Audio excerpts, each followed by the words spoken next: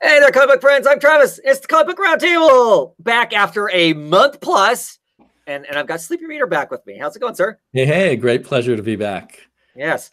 Matter of fact, I think the last roundtable was this week of comics last month. Was I, it? Okay. I Yeah. think, yes. Yeah, because we discussed, yeah, definitely. I don't have all this. The indies don't seem to be on as regular a schedule. So I don't know if I have the exact same indies. Some of them. Right. Or it's, some of them are on their hiatus, right? I mean, because depending on what issue they are, depends on whether they took whatever that break is or that sort of thing that's going on. So, yeah. Alrighty, so we're just going to do the usual. We're going to talk Marvel books, which is going to just be me talking because David's not reading Marvel books this week, I guess. So, yeah. Marvel book I'm absolutely loving, The Immortal Hulk. Yeah, everyone seems to love that one. I feel like I should have jumped on it, but I'll read it digitally someday. Right. So issue 9, we get Absorbing Man in this issue. As per usual, he's been beat up by somebody from somebody from the Avengers have taken him out, and he's ended up in prison, and he's in prison, and somebody finds a way to sneak him out. Basically, the secret government agent sneaks him out because they're like, hey, we know you, Absorbing Man. You're like one of the Hulk's greatest foes. And Creel's like, really? Are you lying to me? And he's having a memory of him being like made of stone, and the Hulk punching him and actually shattering him into a million pieces. And he's like, are you nuts? Anyway, they tell him they're going to make him bigger, faster, stronger to go fight the Hulk. And they do. They inject him with some super Hulk derivative sort of thing that makes him red like this, which of course is a great contrasting colors for this cover. And he can now absorb energy. He basically takes on the Red Hulk ability to absorb energy. And so he ends up getting in a brawl they drop him down like a bomb on the Hulk to fight the Hulk. And he can actually, if he touches the Hulk, he can actually literally suck the gamma energy out of the Hulk as he's fighting. It's like his limbs shrivel up and get really small when he grabs a hold of the Hulk's arm. He's wrecking the Hulk. And the Hulk is fighting two battles. The Hulk is fighting Absorbing Man, but he's also fighting, he's got some like evil spirit in him. He's possessed somehow. Because he keeps, in all the reflections, he keeps seeing reflections of his dad. And his dad is like the evil, overbearing father who's just never satisfied with whatever his son's deeds are, kind of a thing. And so he's haunted by this. And Hulk kind of figures out about halfway through the issue that he somehow has absorbed this from his fight with Sasquatch. That Sasquatch was possessed by whatever this entity is. Now he's possessed by it. Well, he gets in this fight with Absorbing Man, and Absorbing Man ends up absorbing this, whatever this thing is. So the Hulk is like suddenly freed of whatever this evil entity is that's kind of haunting him, and now it's haunting Absorbing Man. And I don't know what that's about. It implies like it's a devil or something like that. Maybe it was the evil Wendigo spirit that was in Sasquatch. All right. Way back in the storytelling. I really like the way the book is told. The art in it is great. By Bennett. What kind of Hulk is this? Is this an intelligent Hulk? Yes. Okay. Yes. This is a Hulk who comes out at night, or if Banner is killed. In this issue, Banner's trying to steal some clothes after he's unhulked, and he gets gut shot by some guy in a trailer park, and then he hulks out. Immortal Hulk. Yes. Yeah. He can't be killed. And in the convenient world of comics, once he can't be killed, people are killing him more, I assume. Yes. Yeah. Yeah, in one issue, he's actually chopped up into lots of small body parts and put in lots of different pieces in like jars all over the place, just to see if he can survive it. And then he kind of pulls himself back together again. It's interesting. But it still has kind of a horror tint to it, in the fact that this Hulk really does his own thing. He is intelligent. He's a he's basically a split personality. There's Banner and there's him. They both have their own thing. They have their whatever going on. But yes, this Hulk is not dumb. He does get mad, but he always kind of keeps his head about him and thinks things through and has a plan. And and stuff. So, I haven't read tons of Hulk. If there's other Hulk stories that were along this line, I clearly missed out and shouldn't have judged it by its cover, I guess, because I've really been enjoying the heck out of this. Seen it compared to their, I'm not sure when it was, maybe early 2000s Hulk written by Bruce Jones, which was a very good Hulk run, and it had a more of a horror tinge. Yeah, and it had some really good artists on it too, but I can't remember exactly when that was, but early 2000s maybe. Yeah, a lot of bad Hulk runs, of course. Right, sure. So I, like I said, I've just been really tickled by the whole thing. It's just been a lot of fun to read, and a book I would have never thought that I would have picked up. It just happened to be that I'm reading the authors pitching it. They kind of pitched it as a horror book, and I'm like, that might be interesting. I mean, I don't know that it's it's not horror, but I mean, it has this element of with the Hulk being this kind of only comes out at night kind of creature, only comes out when he's dead, and kind of has his own agenda that's different from Banner's. Is kind of frightening in a sense. Banner's along for the ride more often than anything. So, comic book commenter says that it's been good, but he didn't like the 2 art teams in this issue. Yeah. So. Yeah, felt it unnecessary. I'm guessing that has as much to do with the fact because this book comes out, it feels like it comes out more than once a month occasionally. So I think Marvel seems to do that, not like regularly, but just some months they'll just ship 2 copies. I think it's like they're playing a game of chess or something with. Right. So we get Bennett's pages, and then we get Martin Simons, who I actually am a big Martin Simons fan. He did Punk's Not Dead. And he also, there's another indie book coming out right now called Friendo, which has good about that one. Yeah. It has good parts in it and not good parts about that, but the art is great. So the stuff that's in the past that has to do with Absorbing Man is done by him, colored by somebody else, so it doesn't look exactly like his work. So the stuff that's in the past is by a different artist. So I guess it didn't bother me because it's a different setting. Right. So having a shared art duties. It wasn't jarring because one was a different time right. than the other. Right. Isn't disruptive. And then when they get, once they juice up Absorbing Man, then it's all Bennett, and he fits right in with the rest of the comic because now he's just, super ripped in this, bright garish red color. So he looks kind of like the Hulk does. A more traditional comic books or superhero comic book style, I guess. Right. So affecting one art style, I can understand if it bothers. I mean, I don't think it varies sometimes whether I'm bothered or not by 2 Right. Well, and like I said, for me, it's less jarring because it has a visual sense to there being 2 artists. I find it frustrating if they're just telling a pure story through the whole thing and it's got multiple artists on it, or radically different inkers over the same penciler. So you're getting, the art from page to page looks different. So, but I get the feeling of it being unnecessary. Why? What's the point? It could have easily been Bennett doing the flashbacks. Like I said, time to do it. That's always my assumption is that it's kind of a sneaky way of sliding in less pages for the regular artists. So the regular artists can have a break or whatever the case may be. It's like last issue or the issue before that of Catwoman. There were a lot of flashback scenes in that. So Jillian Jones had a break because, of course, she's writing and drawing the book. So if you have to use 2 artists, that's the smart way to do it, of course. Right. I think so anyway. I mean, like I said, because to me, it doesn't feel disruptive, at least. So, yeah. I find it, this is kind of an aside, but I kept noticing that bright cover. I'm amazed how many covers are being done by Alex Ross at Marvel right now. They often look great, but he must be expensive. So they're pouring a lot of money into their covers. That is an Alex Ross cover, I assume. Let me look and see. I didn't look at that part.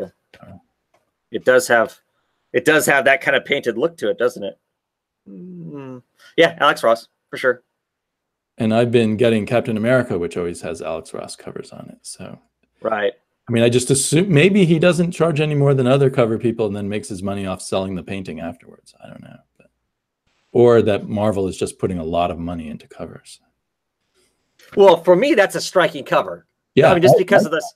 Yeah. Just because, if nothing else, just because of the, like I said, the contrast, that bright Colors green and the are bright really, red, just, really strong. you know. No, I like, I mean, I don't love every Alex Ross cover, but I like a lot of them, and some of them are really great, like that one. Yeah, for sure. The other Marvel book I picked up was West Coast Adventures #4.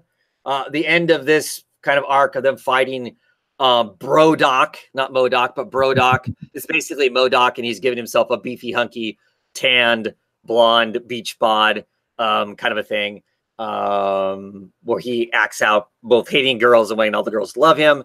And he is turning the women who affront him into giant, basically Godzilla-sized monsters that are stomping over LA, attacking it.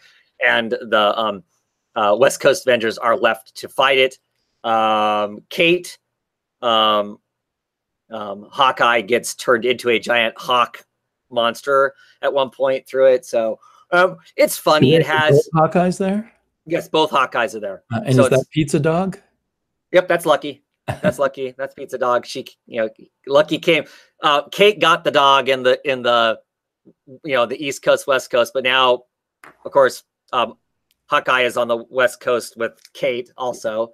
But no, it's just fun. Kelly Thompson has a great sense of humor. It has kind of the superhero romp in it, but it's just largely goofy. The whole thing is they're paying for themselves by being on a reality TV show. So you always get these kind of cut scenes of them having a conversation with the camera about whatever stupid thing is happening that's kind of silly. They're on Jimmy Kimmel at the end of the thing, kind of a deal. It's fun. It's not as good as I like it. It's a lot of fun.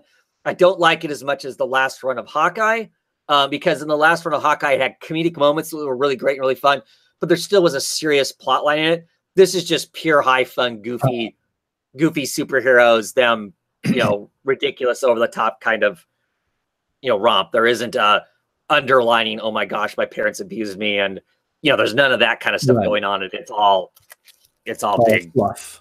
Yeah. So, and it's probably, so it sounds like I would like it. And maybe there's some readers, I think, who just want their superheroes to be straight.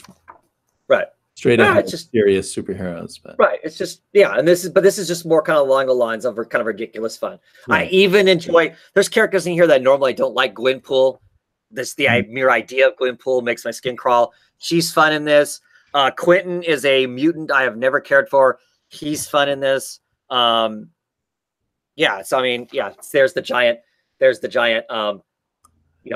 turn into a giant monster Hawkeye, and that's Brodok there. He's, like I said, with his beach and of course it's to get some of the stereotypical stuff in it. The villain has left a giant machine in his laboratory that literally says, in Latin, it says like reverse ray on it.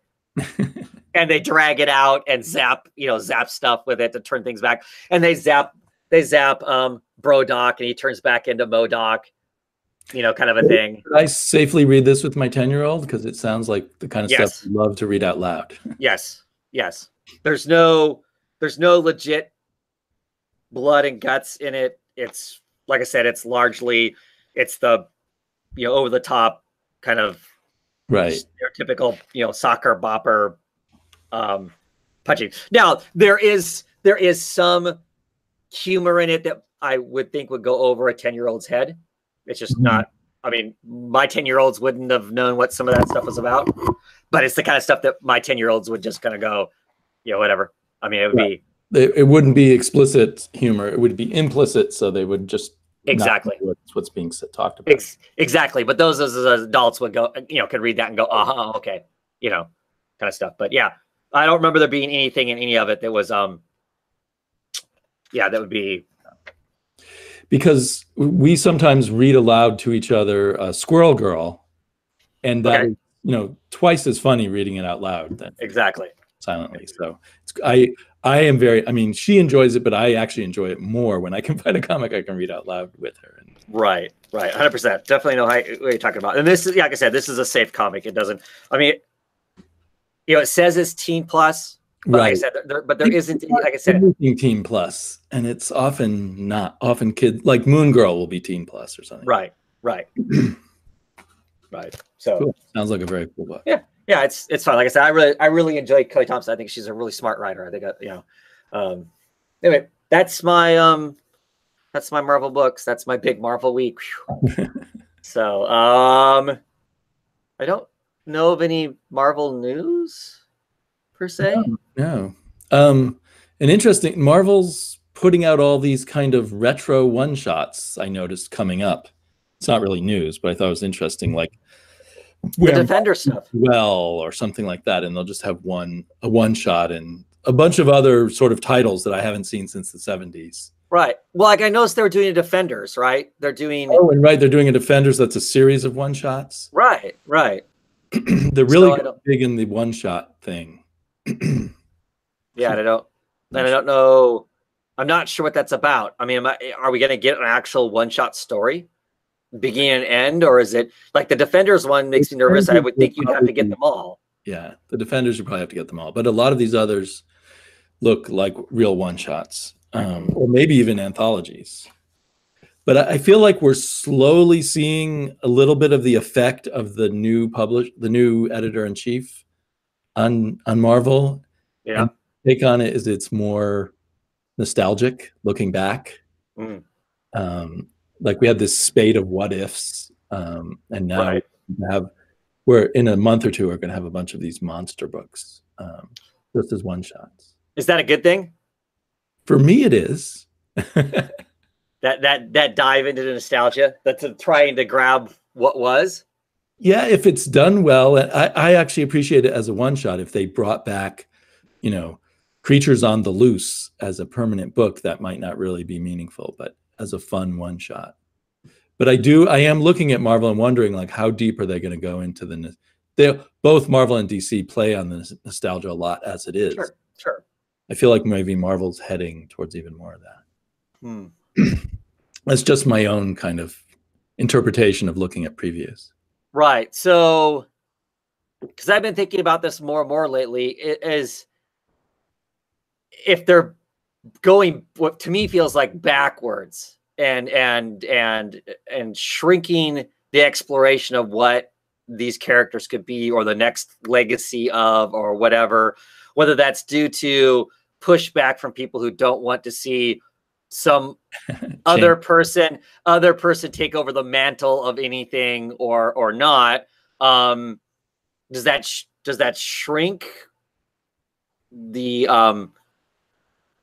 I mean, for me, it kind of shrinks the interest of the character, right? If they never do anything different with it. Leaders, I suppose. But I don't know if this nostalgia is affecting their mainline things, or they're doing them as kind of sidelines, with just a bunch of, this month we're going to do a bunch of monster book one shots, and this month we're going to do a bunch of what if one shots. But maybe, depends how you want to, how much I want to read the tea leaves, if this is a sign of a whole direction for the whole company or not. Right. And I'm not necessarily implying that is. I've just been thinking about the fact that there seems to be from a large camp this kind of push to let's keep everything the same. And I don't know how interesting is the same. Now, granted, I mean, there's the argument to be made that I don't know anyone who, for instance, like I don't know anyone who's enjoying reading Nightwing right now. Right. I mean, that's a radical departure for the character from what the character normally is. But so part of me is like, oh God, I don't want to read that. But kudos for them for trying to do something different with the character for a while. I mean, and it won't stick. I mean, the guy, Dick Grayson's going back to being Dick Grayson at some point, I would hope. But, kind of a spoiler. I'm going to be talking with Eric from Longbox Review tomorrow. We're doing late breaking news. Yes. We're going to be having a conversation about, and I lost my train of thought. It was where we're going with that. Around some of that stuff, as to whether or not backwards or forwards. I don't know. I mean, excuse me. With Marvel, one could interpret it that they aren't giving up on things like Squirrel Girl and that West Coast Avengers you just talked about, which is for, I mean, you enjoy it, but I think it's generally for younger readers. Oh, sure. It's a new audience book. So I think they're trying to find a way to balance both. You know, the older readers who are, you know, a nice slice of their pie, but they want to expand because comics are generally reaching a broader audience through graphic novels, but in the floppies are hard to reach that. Yeah, us old geezers are the ones that are buying the monthly comics, right? Right. And faithfuls, at least those of us left. Right. So there's a shrinking pile of the old faithfuls, but there are there. So I feel like they're trying to do both, but I'm not sure. I'm trying to, because I think I keep forgetting the name of the new editor, C.B. Sobalski. Right. I don't think he made much changes when he first came on, because I think he was still living in Japan for a while. Right. So I think we're still waiting to see what Marvel is going to look like under him. But I feel like we're seeing subtle changes. Well, and I would assume that mostly for the good, I think. But right. Well, and I would assume with the way production is, and you kind of know how production of books and that sort of thing are. Even if a new person comes on, it's not like instantly everything comes to a stop and everything's changed. I mean, a lot of the stuff that had been coming out for months had probably already been in the can for months. Right. There's often probably a 6-month timeline for these things. Right. And yeah, but like that, the guy who writes the Hulk book also has done some pretty radical stuff, and they're not getting rid of him. Right. I know there was some fear when they fired Chelsea Kane, or fired is probably the wrong word, but people like to use the word fired. Sure. And they fired that other Star Wars writer who was being whatever on Twitter. Right. But it looks like they're going for a mixed bag of nostalgia and quote forward thinking. Sure. Expression. Yeah. I was just curious. House of Recycled Ideas, says Comic Book Commentator. Yes. Yes.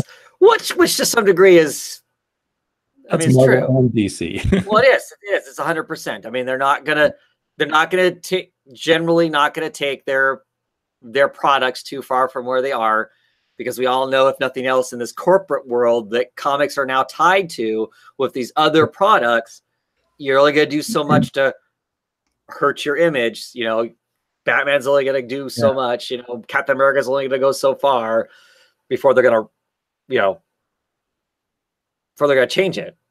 Yeah. Speaking of that, I think we were supposed to have another Batman. What was it? Batman Damned from the Black Label by now. And that next week. Is it next week? Okay. Next week or the week after that. My app showed it like a couple weeks ago, and then it didn't show up. I don't know if it was being withdrawn from the market. Yeah. There were some rumors about that I heard in podcasts, but I never know what to believe. No, I think it's still coming. They clearly just probably had to do some more blacking out of things. The whole thing about that eventually turned out to be one woman at the top of the corporate chain. That's what it sounds like. Had no idea they would do that kind of thing in a Batman book. Right. And was upset. Right. Well, and so protecting the corporate properties, that's where I'm worried DC is going to become overprotective there. Exactly. With this person in charge, especially. Right. Because that's her branding is her thing. That's what she comes from, is branding was her expertise or whatever. So, and I personally am less about the branding and more about, I love these characters. I don't want them to be radically different, I guess, but at the same time, I'm all up for a period of time. Let's have them do something else, kind of a thing. So, well, and I've always loved how Batman can just be in so many different kinds of stories and that. Right. Anyway, which brings us to DC. Yes, let's talk some DC books. What do you got? I've got Justice League Dark. Yes. Which this issue's very up and down for me just within the issue. It sort of slogged for a while with all these talking heads. And after a certain point, I was like, is this going anywhere? And then it's got interesting again. Right. And the final page reveal was quite interesting to me. I haven't really kept up on where that character has been in the last few years. Right. So yeah, well, we'll spoil that. It's Blue Devil. Blue Devil's in the book, and he's at the very end. He's at the very end of it. And so, here you can't call. It turns out the title. Oh, sorry. Go ahead. Go ahead. Go ahead. The title of this issue turned out on the last page to be revealed as The Shadow Pact. And wasn't that a miniseries back in the earlier 2000s? It was more than a miniseries. It went on 35 issues. Yeah, something like that. I always wanted to go back to because it sounded like it would be up my alley. Not good. No. No, it's full of all characters I love. Super excited about it. It started out okay. To start out with, it was who's the guy who wrote and drew Elementals back in the day? Willingham. So Willingham wrote it and was drawing it to start out with. That sounds promising. Yeah. Right. So it started out okay, but he's doing it all. He's doing all the work, and I think that on a monthly comic, that's a bit rough. And so then it started getting fill-in stuff, and then it just kind of, to me, it went off the rails. Other than having a ton of characters I loved in it, and then other people took over the book. By then, the damage was done, and it just kind of. I mean, I owned the whole run because I wasn't stupid. I wasn't smart enough to get away from it, but cool characters. And that's kind of what it touches. I mean, it touches on that whole Shadow Pack thing here at the end of this. I mean, there's. Well, that makes me nervous, but it might be that he's going to fix Shadow Pact. But Tynion sort of seems to lose control and then regain control of his materials here a lot. That was kind of my feeling when I read the whole crossover thing too. Which I don't think we had a chance to talk about. But no, not really. Not at the end of it anyway. So it still has elements. So the story has elements of this greater threat to magic. Right. Stuff going on. Part of the mix, yeah. Right. So this side adventure going off into Mirtha, with the whole the Nightmaster's realm and whatnot is kind of a ruse. It's kind of send them off to this sort of thing. So Constantine and Swamp Thing can go toe to toe with Dr. Fate, right? Which was ridiculous, but at the same time I liked it because really the only reason they were doing it was to hopefully get higher powers attention. So I ended up liking that plot element part of it and whatnot. I'm curious to see what happens in it. I don't know. I enjoyed it. I even enjoyed the whole kind of funeral scene. They've now hammered home that Bobo is an alcoholic. I mean, he drinks and drinks and drinks. That's, if you didn't know it before, you know it now. That's what he spends most of his time doing, is drinking. Right. Yeah, we got page after page of him drinking the same glass from the same position. Right. But I'm really curious to see what happens. I mean, yeah. So Blue Devil, had his own comic, disappeared, was in some Justice Society of America for a while. Then he was in the Shadow Pack, and then they did DC during the New 52 had the DC Universe, and they had a 4-issue miniseries that had Blue Devil in it, kind of rehashed his origin. He teamed up briefly with a rehashed version of Black Lightning. And then that's kind of the last we saw of him, other than kind of being in the background of occasional comics where they needed to have magic characters in it. Not that I'm a Blue Beetle fan. I mean, not that I'm a Blue Devil fan. Can you tell? Because I know exactly where he's been over the last 20 years. I thought you were into Blue Devil. I seem to remember that. Yes. I'm slowly buying all the old back issues. I used to read them when Eric would get them, and I read his copies. But yeah, so I'm excited to see how that all pans out. How he ended up being, in the realm and whatnot. I'm curious about that. But I will also admit I am not a good judge on this book to some degree, because unless it's really bad, I like the characters enough that I'm just amused to see them on the page to some degree. So I don't know. Yeah. Well, if I remember correctly, at the end of that, what was that crossover? The Witching Hour. The Witching Hour. At the end of the Witching Hour, the nature of magic on Earth had been altered to some degree. So, like all I can remember is that the Parliament of Trees no longer exists, and it's something else. The Parliament of Flowers, yeah. And some other things changes. So I feel like this. I have trouble connecting this to that, even though it's all written by Tynion. And now I feel like I need to know more about Shadow Pack or something to appreciate what's going to go on. Right. So I'm going to keep reading it because, as we've always said, we like the characters. Right. And there are some nice character moments. I'm also curious to see what Tinian will do with the higher power, meaning the Phantom Stranger that he's called in. Yes. The extent of Phantom Stranger changes a lot.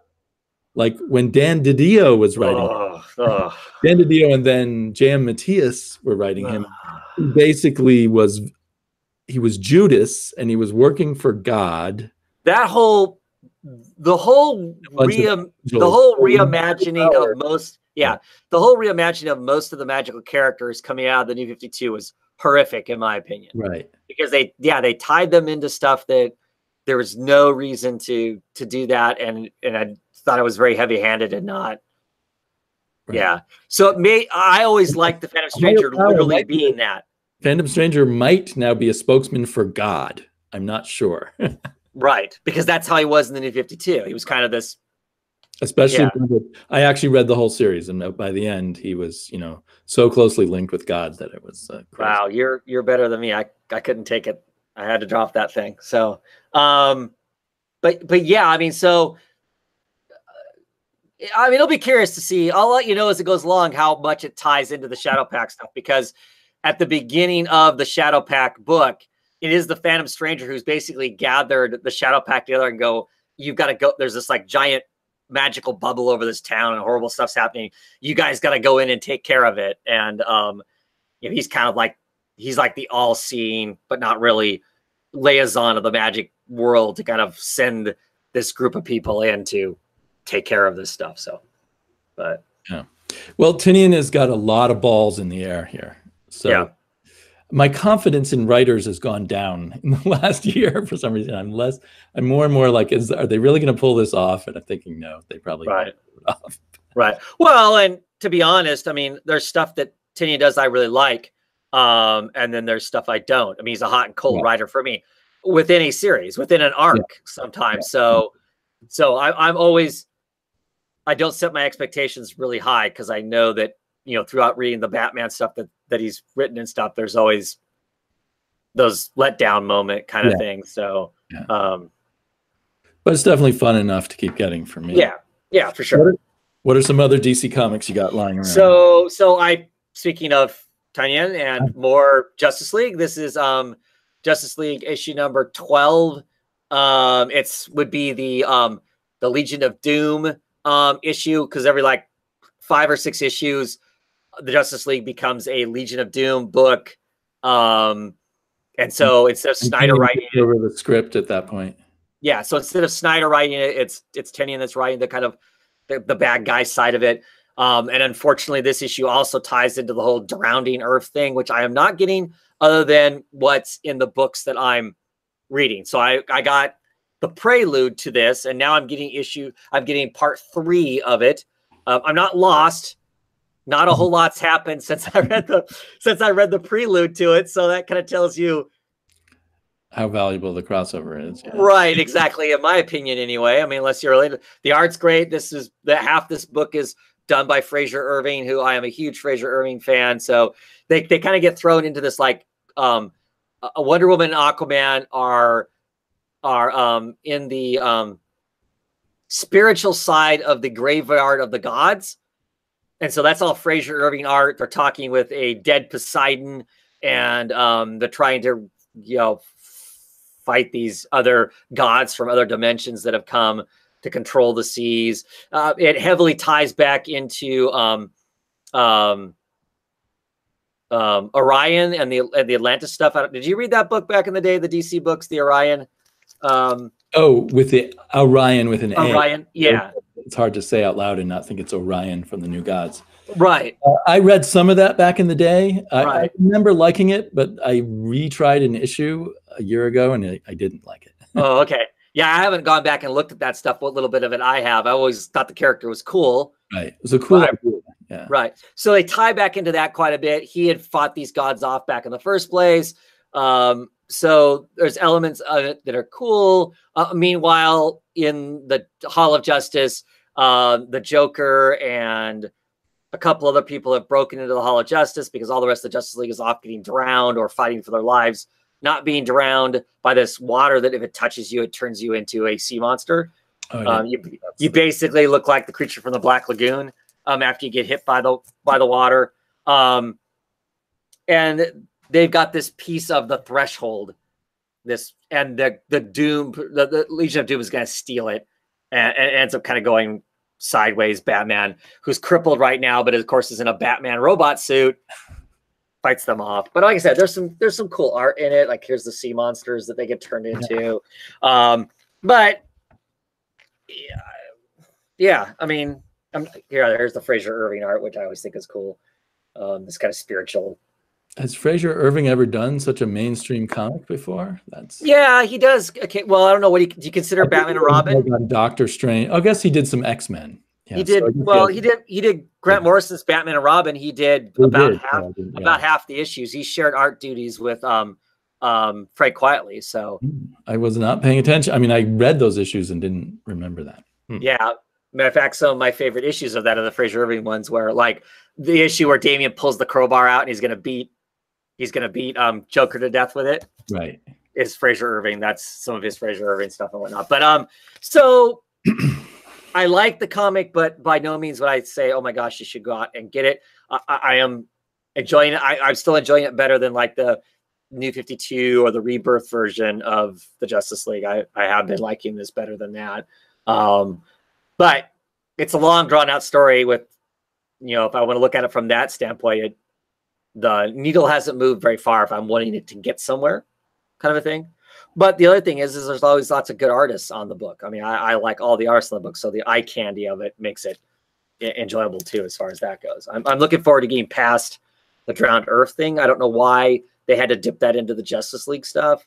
I think that's ending very soon. It is. It is. I think like the next issue is the end of it in Aquaman, because then Aquaman gets taken over by Kelly Sue DeConnick in like the next issue or two. So clearly they'll have wrapped up that arc. And the only other DC book I picked up was Batman. And are you still liking it? Yes. Okay. Yes.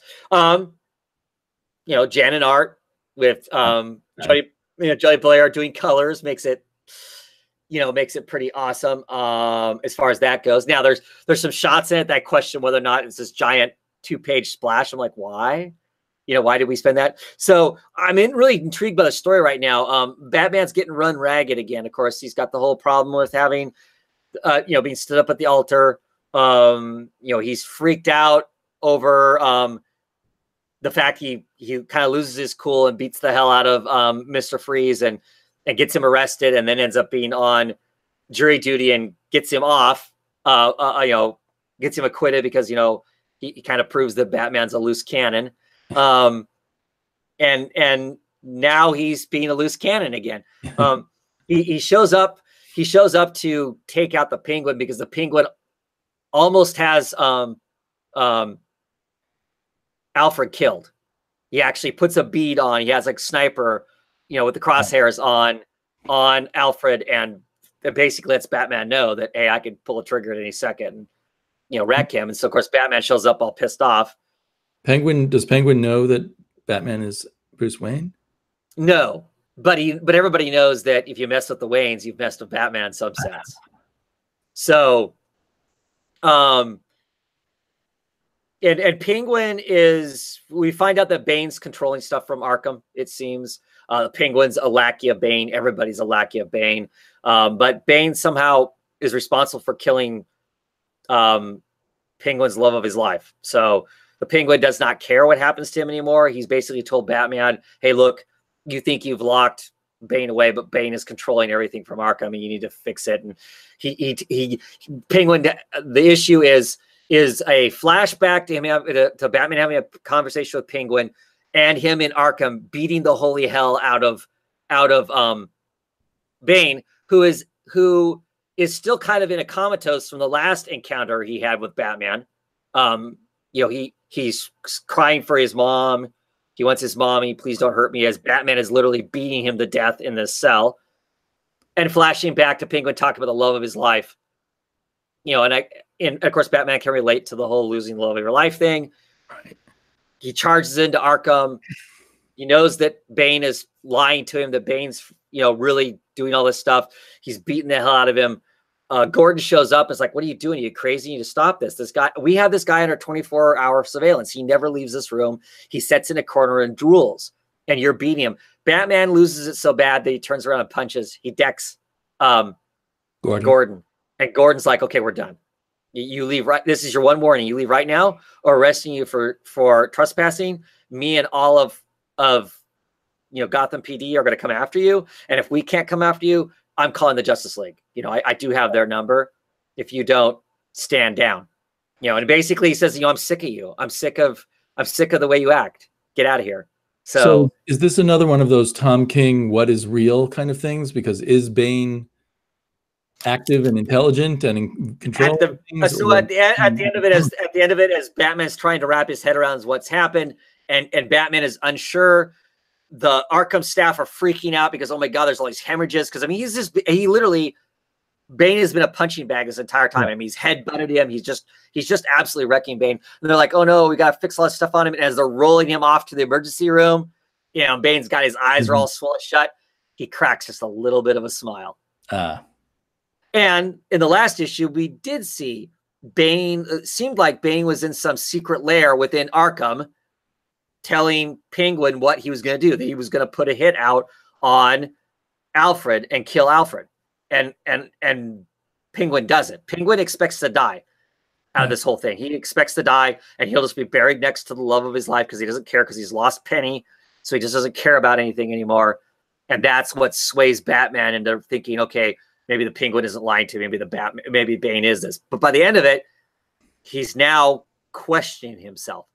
So in a sense, the Bane is slowly breaking him again, right? I really liked it. I'm So Bane may have just hacked their surveillance cameras to make it look like he's there. Right. They haven't shown us that part of it, but yeah. So we get this kind of beat up Bane, right? And the last panel there, he's got the smirk. There you go. Okay. Because he knows. Because he knows he's got one over. Things are what they seem, not. Right. See Dex Gordon out. We're seeing Batman act very dumb. I mean, if he wants to find out what Bane is doing, he should put Bane under his own surveillance rather than right. No, it's part of the Batman's not in control. Batman's out of control. He's heartbroken, and that makes him weak and a poor detective. Right. Yeah, he's running on emotions. That's what he's running on. But like this looks really cool.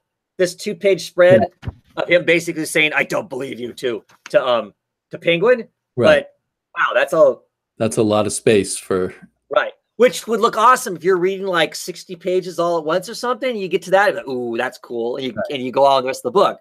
When you're reading 20 pages, I mean, it still looks cool, but if I'm thinking about economy of story, so. Yeah.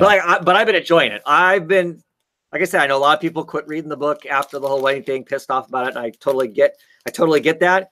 But I have actually really enjoyed it since the wedding thing. There have been some really interesting. I know I will read it someday, but I was pissed off, and so I don't feel like going through those ups and downs. Some good issues, and then getting pissed off at King. I'll read it all at once someday. And I'm the same way with Snyder, so I get his stuff in trade and eventually read it.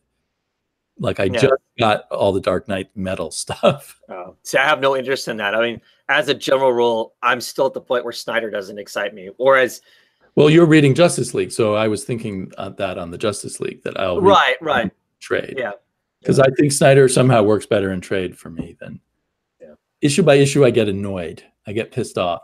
I have different standards when I read issue by issue, I guess. Yeah. I love that comment from the comic book commentator that some of Tom King's Batman issues are comic equivalent to haiku, not a lot to read, which is true. He's very economy of words. He right, and he leaves a lot to the reader to connect the dots. Yeah, and I don't have a problem with that because, like in the case of Batman, for instance, I do not see Batman being a gabby person. He just does not strike me as being somebody who talks a lot. So I'm okay with that. I'm okay with lots of quiet moments that don't have. Well, in Batman 50, he blabbered on and on about. Oh, I know that was. was not so enjoyable. So I'm haiku vibe there. right. So I'm all for the low volume word version of Tom King, where he lets the artist do the heavy lifting. Tom King really lets us know what his writing's like. It's not so good. His prose. Yes. Well, I shouldn't make fun because I am still getting Damage, which wow. is a really low level comic, which is surprising because it's written by Robert Venditti, but I don't think Robert Venditti is really trying at all. But it has great Aaron Lopresti art.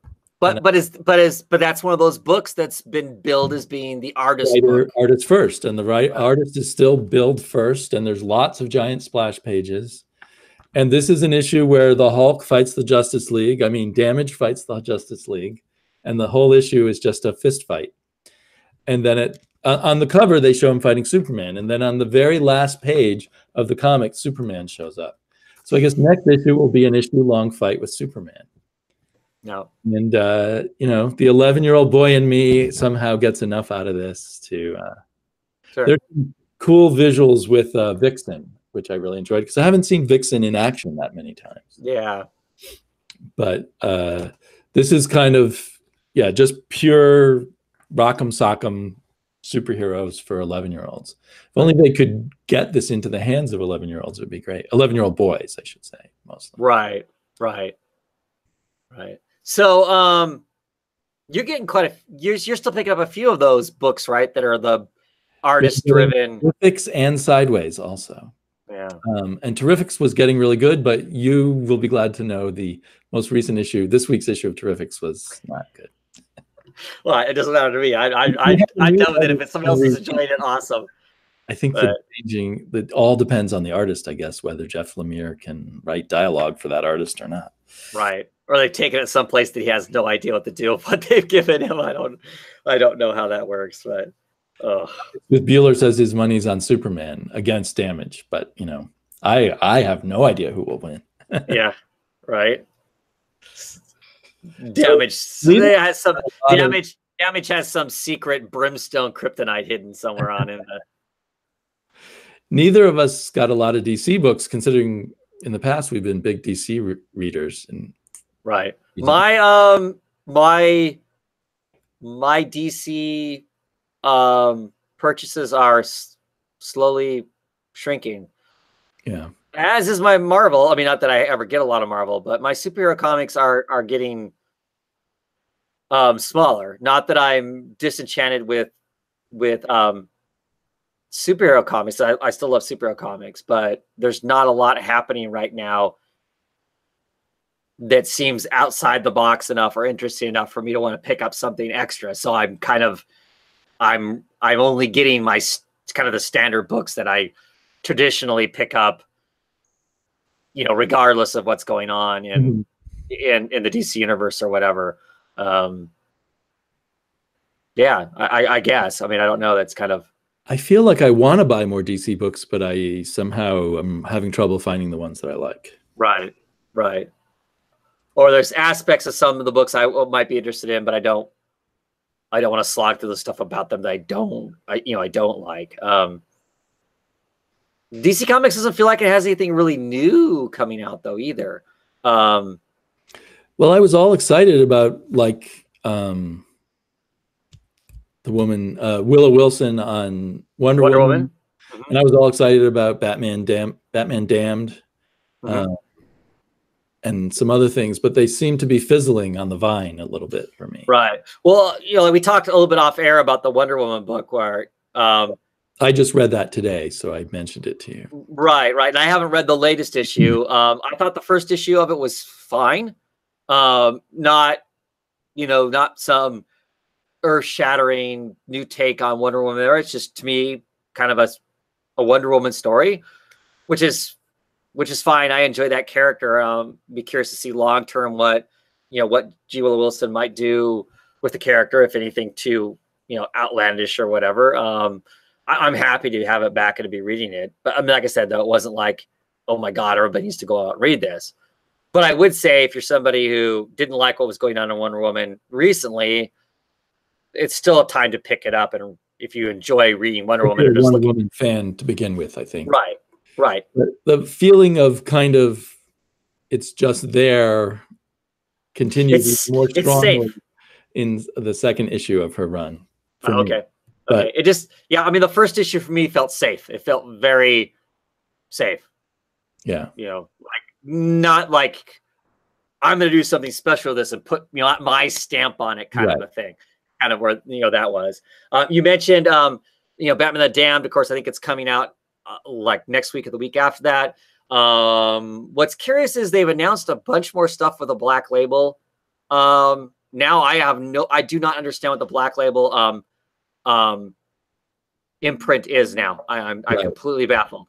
I mean, just to start out with, it was supposed to be this kind of, you know, let the creators have their own take on whatever was going on with these characters, kind of thing. Right. So getting this adventure. Now it's an imprint to republish the stuff that when it came out at the time, some of it was a little off market or whatever. Like the Watchmen's going to be reprinted again.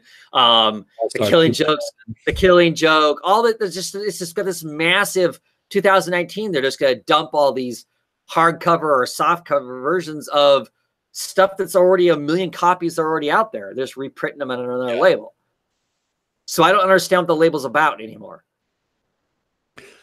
Well, I'd heard like pundits from Publishers Weekly or something, you know, saying that the whole thing is in trouble now. So maybe this is the underlings of the top people's attempt to, you know, keep it alive. Now I'm worried that we're maybe not going to get to see some of the stuff that's been being worked on. Yes, that's the worry. I mean, I want to see the Kelly Sue and Hernandez Wonder Woman or Amazon book. I want to see that book. It's going to be gorgeous looking, if nothing else. I want to see that. There was some other stuff in there I was interested in seeing. I can't think of it off the top of my head, but there was going to be Frank Miller's take on Superman, which isn't one of the ones I was most excited about, but that's all I can remember at the moment. Right. But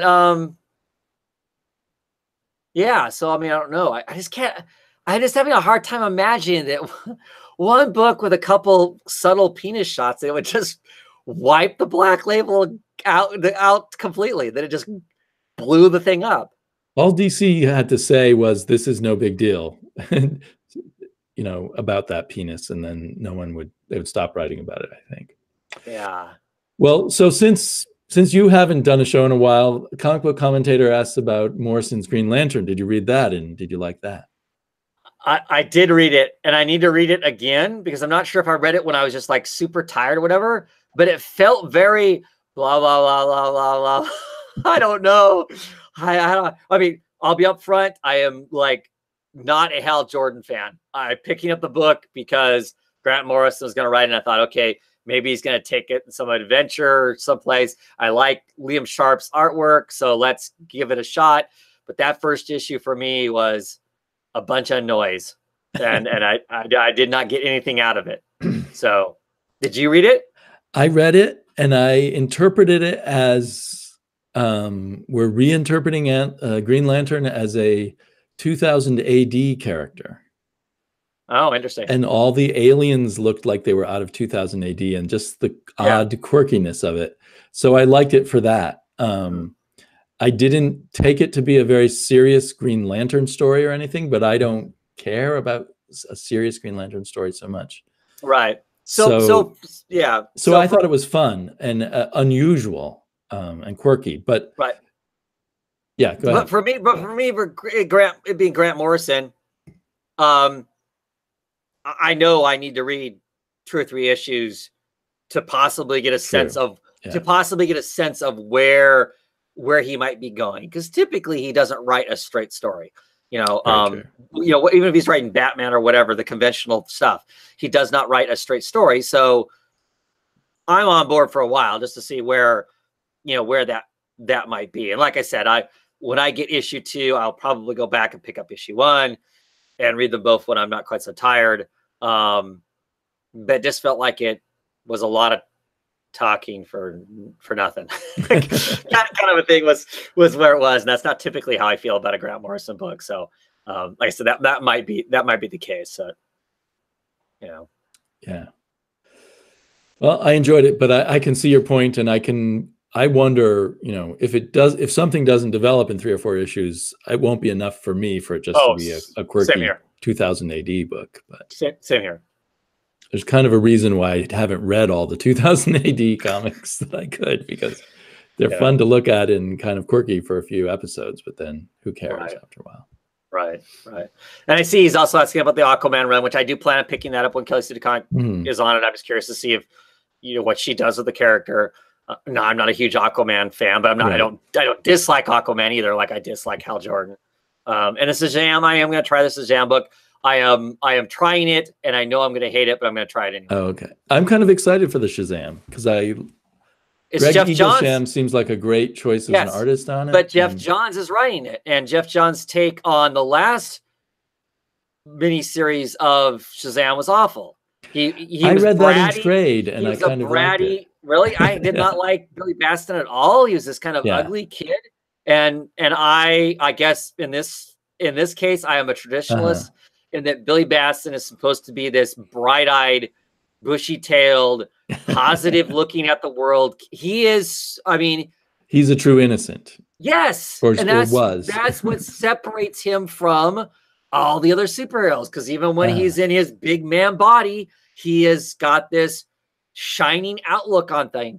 Even Superman, who is also kind of a goody two-shoe Boy Scout, has a pessimistic moments.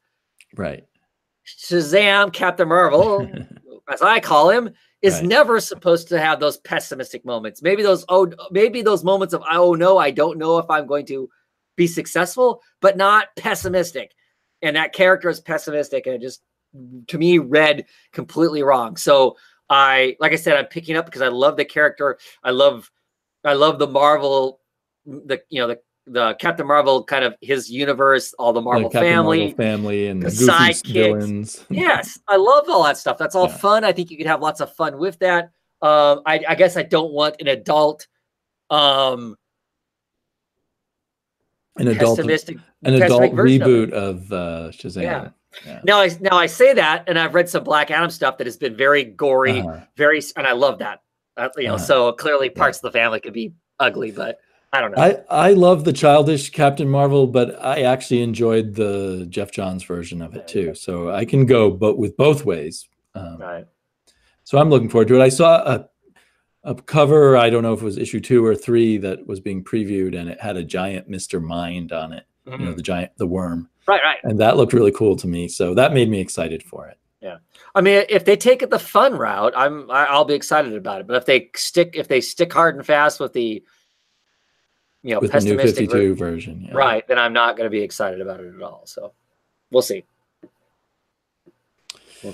Okay, on to indies then. Sure. What do you want to talk about? Let's see. How about Black Hammer: Age of Doom? Yes. The second, I believe, of just 2 Rich Tommaso issues. So he's only doing 2. I think so, and I think we're going back to the regular artist next time, although I don't think it says in this issue, but I thought I saw that somewhere. Okay. Good. Yeah. I found Tommaso even weaker in this issue than in the first one he drew. Or the whole issue seemed weaker. It seemed like a sketchbook of ideas almost. Sure. Well, yeah, that's what it was. So to be honest with you, largely that last issue and this issue, now that I've read them, feels like, okay, we're just gonna take up some space. We're gonna get guest artists. We're just gonna throw this cute idea out there while Ostrom gets caught up on art or takes a break or whatever that is. There are aspects of it I like. I love the idea that we were almost characters, but we're not really. That's all fun and whatnot. It's a good idea, but the way it's done is almost like here's one idea that, like these 2 pages are just a list in 4 panels of 4 different ideas that he had, which are discarded ideas. All right. There's aspects of that I still like, though, just because the whole beginning of the book is all these people explaining who they almost were. And it's all still takes on, Prince Valiant. It's all, yes. He's still, the entire series is still him kind of just on the edges of plagiarism of all this old golden age kind of stuff largely. And so there's elements of it I like, but yeah. But it's just sketched in hastily to me. And there really was I got no feeling or emotion on their attempts to escape this world. And eventually he escapes at the end to go back to the main line of the story. Right. And at the end of the last issue, I thought the appearance of what's this guy's name? Death God or what are they? I can't remember what they're calling him in here, but anyway, I thought that would be part of the story, but instead he just sort of hovers over the background and anti-God, anti-God, kind of a dark side / anti-Monitor character, basically. Right, and they kind of, to some degree, break fourth wall in this as they are trying to escape this non-realm that they're in, and they come out the ear of the creators, and it's literally a bunch of comic book creators standing around with their heads in the cloud. And this one seems very much like he's probably Jeff Lemire. It's clearly Jeff Lemire. I probably have seen Jeff Lemire in photos dressed in that shirt. Yes, that's what I thought as soon as I saw it. It's like, oh, clearly.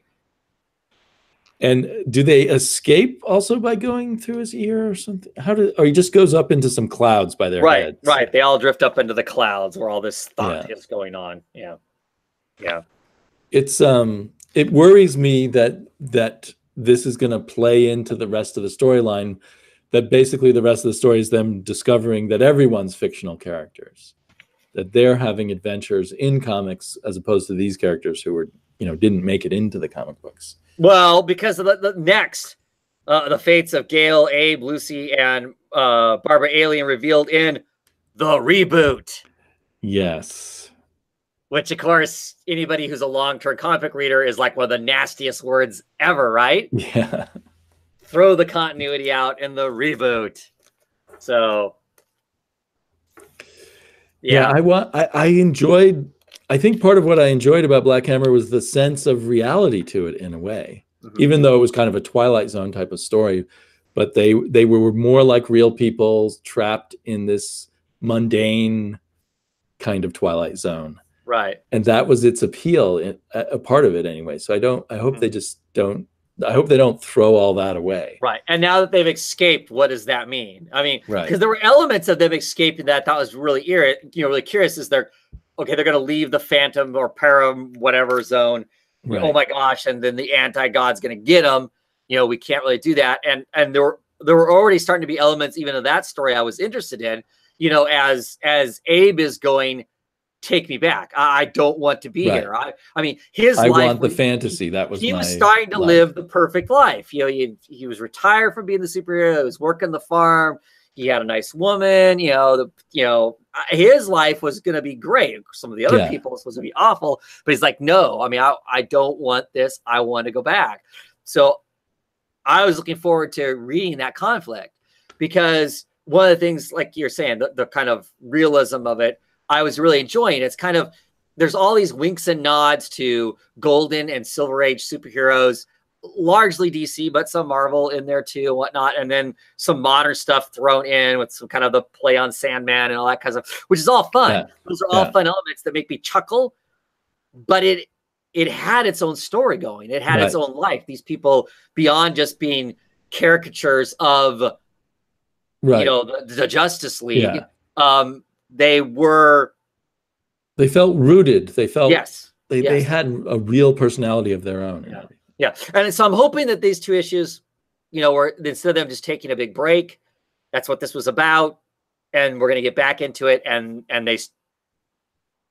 I'm a bit nervous now, to tell you the truth, of the Jeff Lemire books after the sudden, okay, I'm tired of this book. I'm going to quit it with, with whatchamacallit. I'm now just Royal nervous. City. Royal City. That now that's potentially, except they've got TV and movie deals now. They've been Black opted Hammer, for both. right? Yes, Black Hammer has been opted for both TV and movie. So, yeah. It would make sense to, rather than undermine the story he created, to just bring that story to an end and do another story in the same universe. Right. But to sort of just drag this on to undercut it all. I don't know. Yeah. To me personally, anyway, it's not the right way to go. So you're reading Quantum Age, right? Yes, I'm an issue behind on it now, but I've been enjoying it. Yeah, same here. Same here quite a bit. Which if I read that and take that into consideration, that's part of the same universe set, what, thousands of years into the future. Right. There's some interesting stuff, especially once you get caught up with the latest issue. Right, because I saw the Black Hammer, a female Black Hammer was on the cover, so I assume there's more ties in. Well, yeah, because it ties into other characters in the Black Hammer proper book. So right. And I think in the last issue I did read, which was mostly about their Brainiac type character, there were hints of more tie-ins too. But yeah, I'm really enjoying that, and I really enjoyed the Dr. Star one. That was really good. Yeah. And I'm looking forward to the Cthulhuese. We'll see. I think that's just a one-shot, but I think it is too. But it looks like it'll be fun. Yeah. Yeah. So yeah, it could become like a really rich. Could become the first successful non-DC and Marvel universe in quite a while. Right. And then I have to admit that's part of why I'm enjoying it also, because I like the superhero trope. I just would like to see somebody else approach it in some way. Yeah. It has everything has had a different flavor than we've seen before. It's just subtly different flavor than most superhero books. But yeah. You got another one you want to pull up? Let's see. I am of course reading Days of Hate. This is issue number 10 of 12. Yeah, you tweeted out something about every pig has a butcher. It's a Czechoslovakian proverb at the beginning of this. There's always some sort of kind of proverb or quote at the beginning of each book, and this one, says every pig has a butcher. The book is so heavy. It is so heavy, kind of set in a near future, really dark America. This diabolical Homeland that's head of Homeland Security. He's manipulating these people and making their lives living hell. Largely because they're not part of white America. There's this group that's kind of they're radicalized left, you could call them. They've murdered a bunch of people themselves. Depending on your take, it was Nazis that they murdered and skinheads, but still they're murdering people too.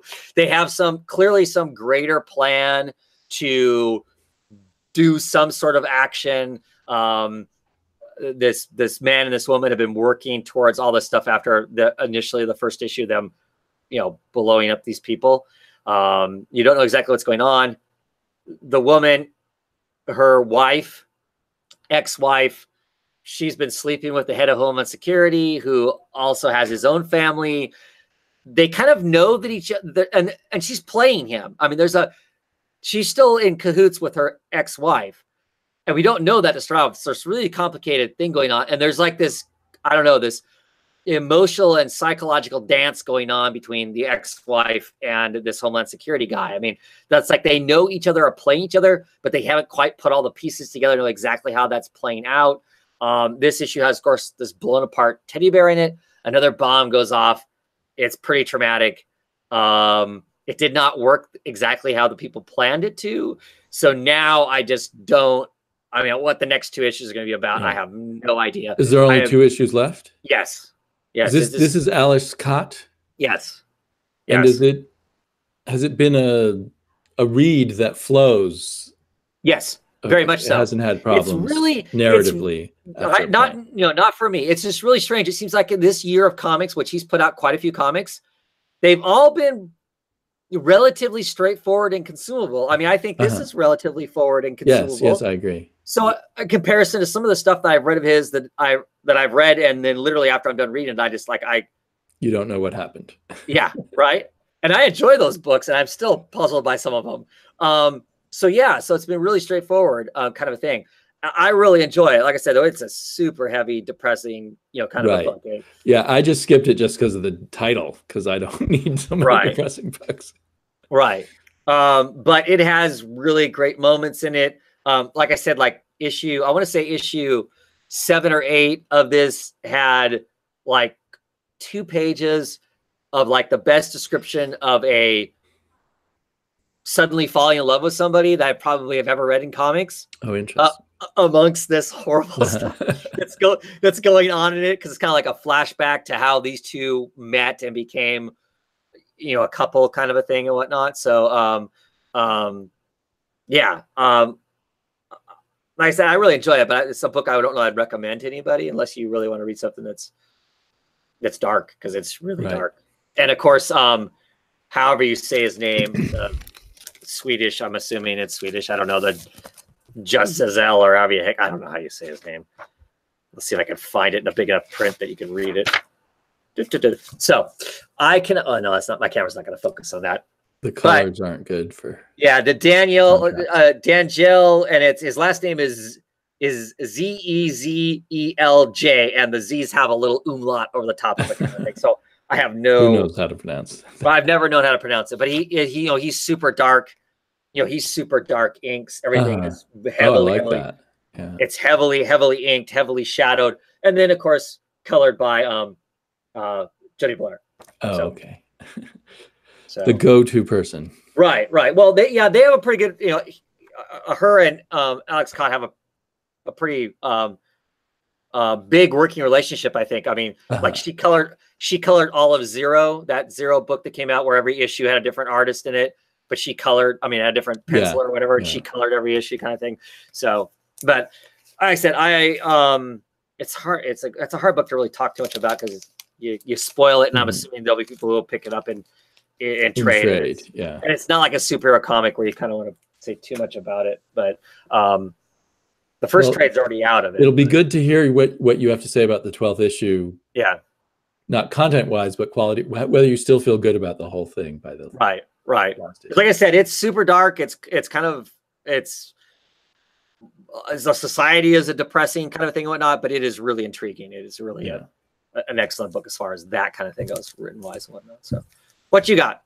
Well, since we're on it, how about New World? Which is issue 5. Yeah. A little, I'm losing the thread just slightly. Not in the old Alex Cott way of this is too mysterious, but I guess there's a wall surrounding this country, which is, you know, California plus a few other states, which I didn't pick up on earlier in the comic. Oh, now see, I did, because remember really early on, it shows her, I'm pretty sure it's her and her family trying to escape, trying to go through the tunnel and the wall, and then the parents getting wiped out and she getting, you know, basically adopted by grandpa, who turns her into. I completely spaced that. I don't even remember that she was adopted and is not.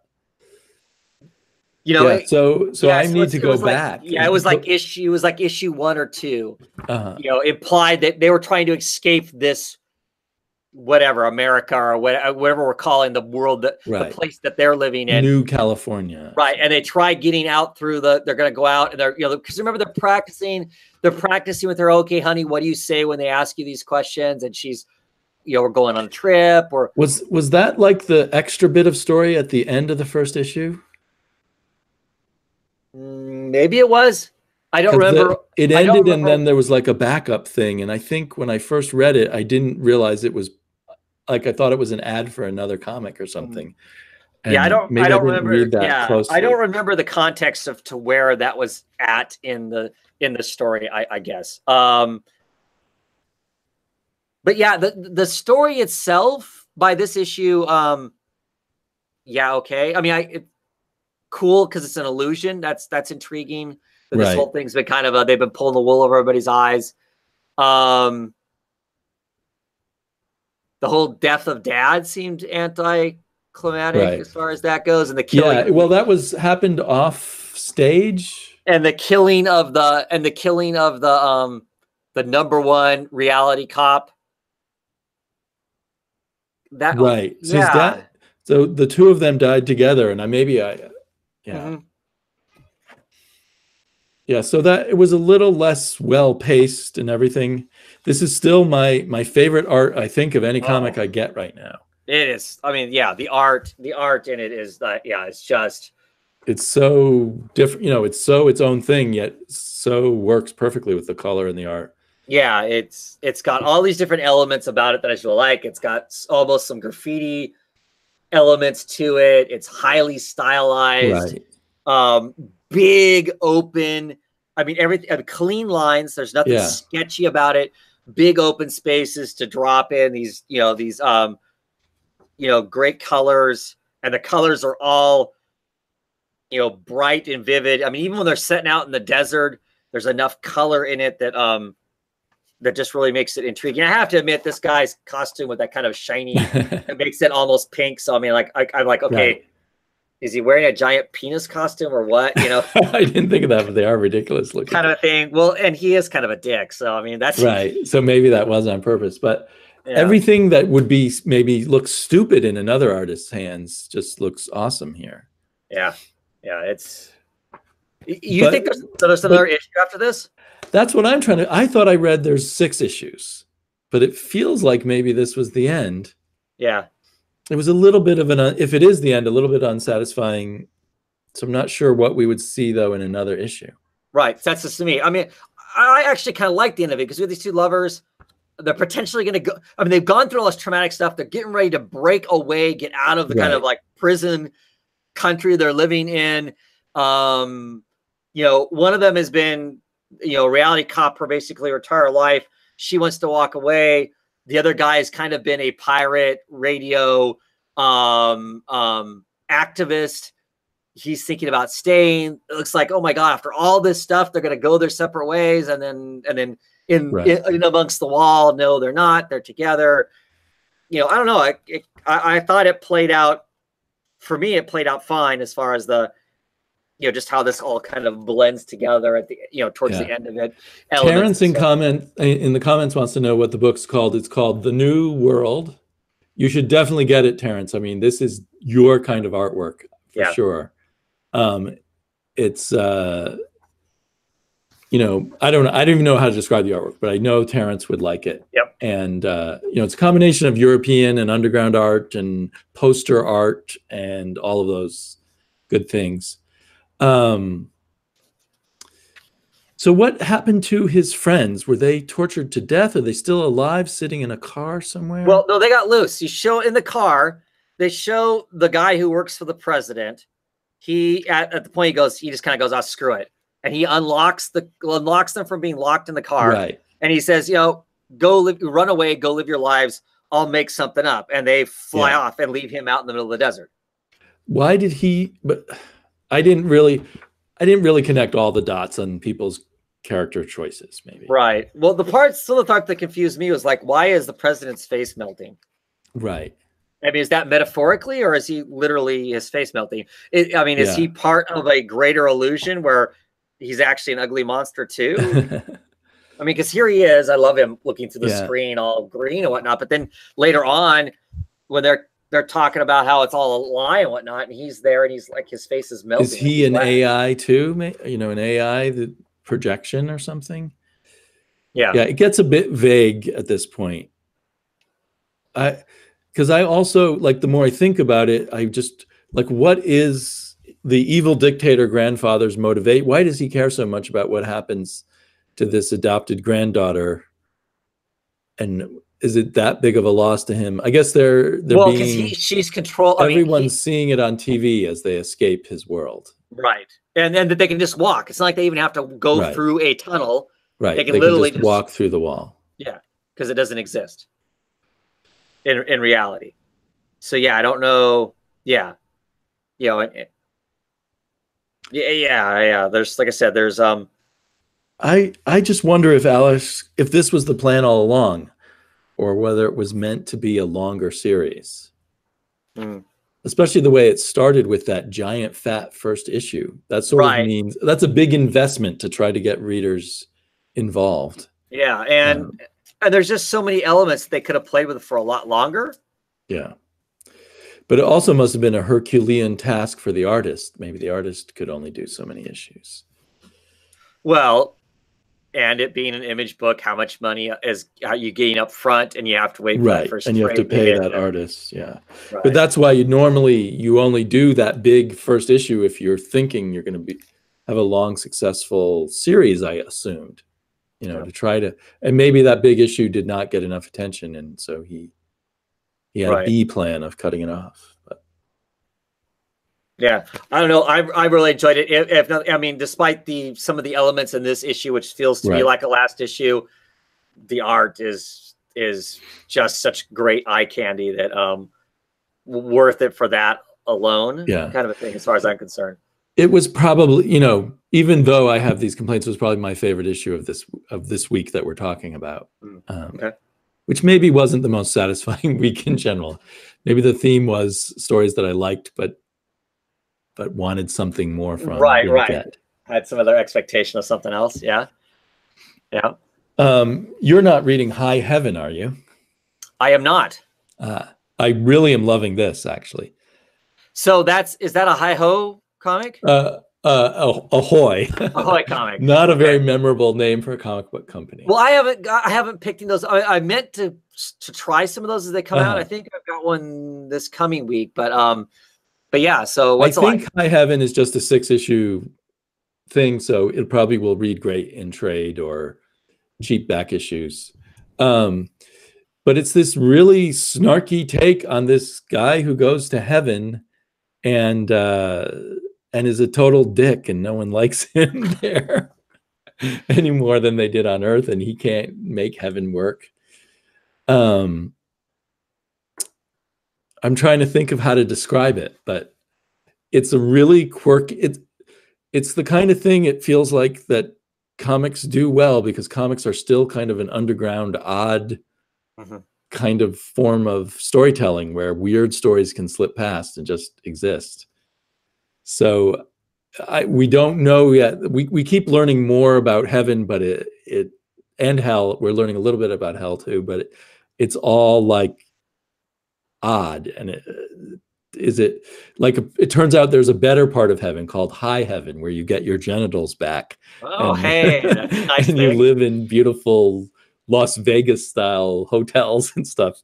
But in the part of heaven he's in, he lives in a dorm room with a bad roommate. Nice. And he only has like bad junk food to eat and stuff. That's and then the guy who felt responsible for his death kills himself and ends up being his roommate in heaven. Oh, wow. But then they've learned some code word that they think will get them out of this bad part of heaven. But apparently at the end of issue 3, they've been sent to hell. And hell might be kind of like New Orleans at Mardi Gras or something. It's hard to be sure. Yeah. That's funny. So it's just really twisted, and I don't find it too irreverent, because it's obviously, not trying to really score any points off any particular religion. It's just goofing on human nature and how people can't be happy no matter what. Right. So but it's taking a lot of risks, and it's just a very quirky, unique story. It sounds fun. So I'm getting 2 other Ahoy comics, but I'm behind on reading those because my shop had trouble getting them at first. So I haven't read anything of Captain Ginger yet. And I was really enjoying Wrong Earth, which is also a mini series that's kind of a joke on Batman, really, but a very good one. Cool. Do you know the writer Tom Payer? I guess he used to be at DC a lot. That doesn't ring a bell. I think it's Tom, Peyer, and it's a bit odd because he's the writer of 2 of these comics and he's the editor, but luckily he turns out to be a good writer. Sometimes editors turned writers aren't the best writers, but exactly. Interesting. Well, Comic Crack is asking if he knows the name Ales Kot. Well, and you probably have read his comics. Yeah. He did Zero and what are some of his other ones? Well, Days of Hate that you were just talking about. But there's been a whole bunch of Ales Kot comics. Yeah, I mean, like Changes was a really I read that and I'm like, you can go back, if you go back deep enough into my videos, there's videos of me going, I have no idea. I like weird stuff and I have no idea what I read. It's a book that I need to go back and read again because I think maybe now I might enjoy it. But let's see what else. What else is he? Did he do one about like a vampire or a werewolf or some magic guy? I kind of dropped that. I think it was called Wolf or something. Yeah, I don't remember that one. Trying to think of what else recently. Generation Gone is something he's recently did. It was like a first arc. I don't know if we're ever going to see anything else of it because this year he just put out quite a few books. He also wrote for Marvel for a while, like Secret. Did he do Secret Avengers or some other things like that? I know he did like 1 or 2 issues of Suicide Squad, and that's about the time he decided, you know what, I can't do corporate work anymore. He decided that he did. There was too much stuff that went on there that made that something he decided he didn't want to do. He did a book called Material, which got canceled because not enough people were buying it, which is really unfortunate because it was like Days of Hate in the fact that it was really heavy, but it just had these like 4 different plot lines going on that were really super intriguing. One was about a guy who had been he was of Middle Eastern descent, and he had been put in a black site and tortured for a while, but now was released and was at home in America. He actually was released in America, and he can't relate with the people around him, and he hires a prostitute because that's the only person he can relate to. There's another storyline there about a woman who is she's like a drug addict. She was a child star. She's kind of like past her prime, you know, as far as Hollywood's concerned, but she's trying to do this movie, and there's all these kind of weird elements going on with her. It also had to do, there was a plot line going in it that had to do with the horrible stuff that was going on in Chicago with the police department at the time that had like this, like their own little secret site where they'd torture black people and then pin all kinds of crimes on them and stuff, which is actually really happens. The book had all kinds of really strange, you know, if you want to know about this, read this kind of thing. It was a very kind of I guess it would be considered amongst the comic people, it was very hyper social justice warrior in a lot of ways. As far as like, go check out this stuff, go check out that stuff.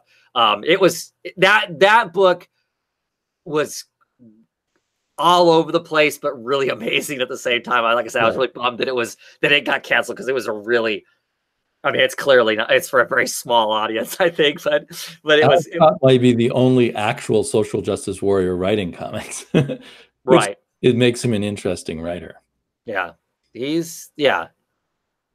doesn't write a lot of, I mean, this stuff that we've been talking about here has been pretty conventional for him.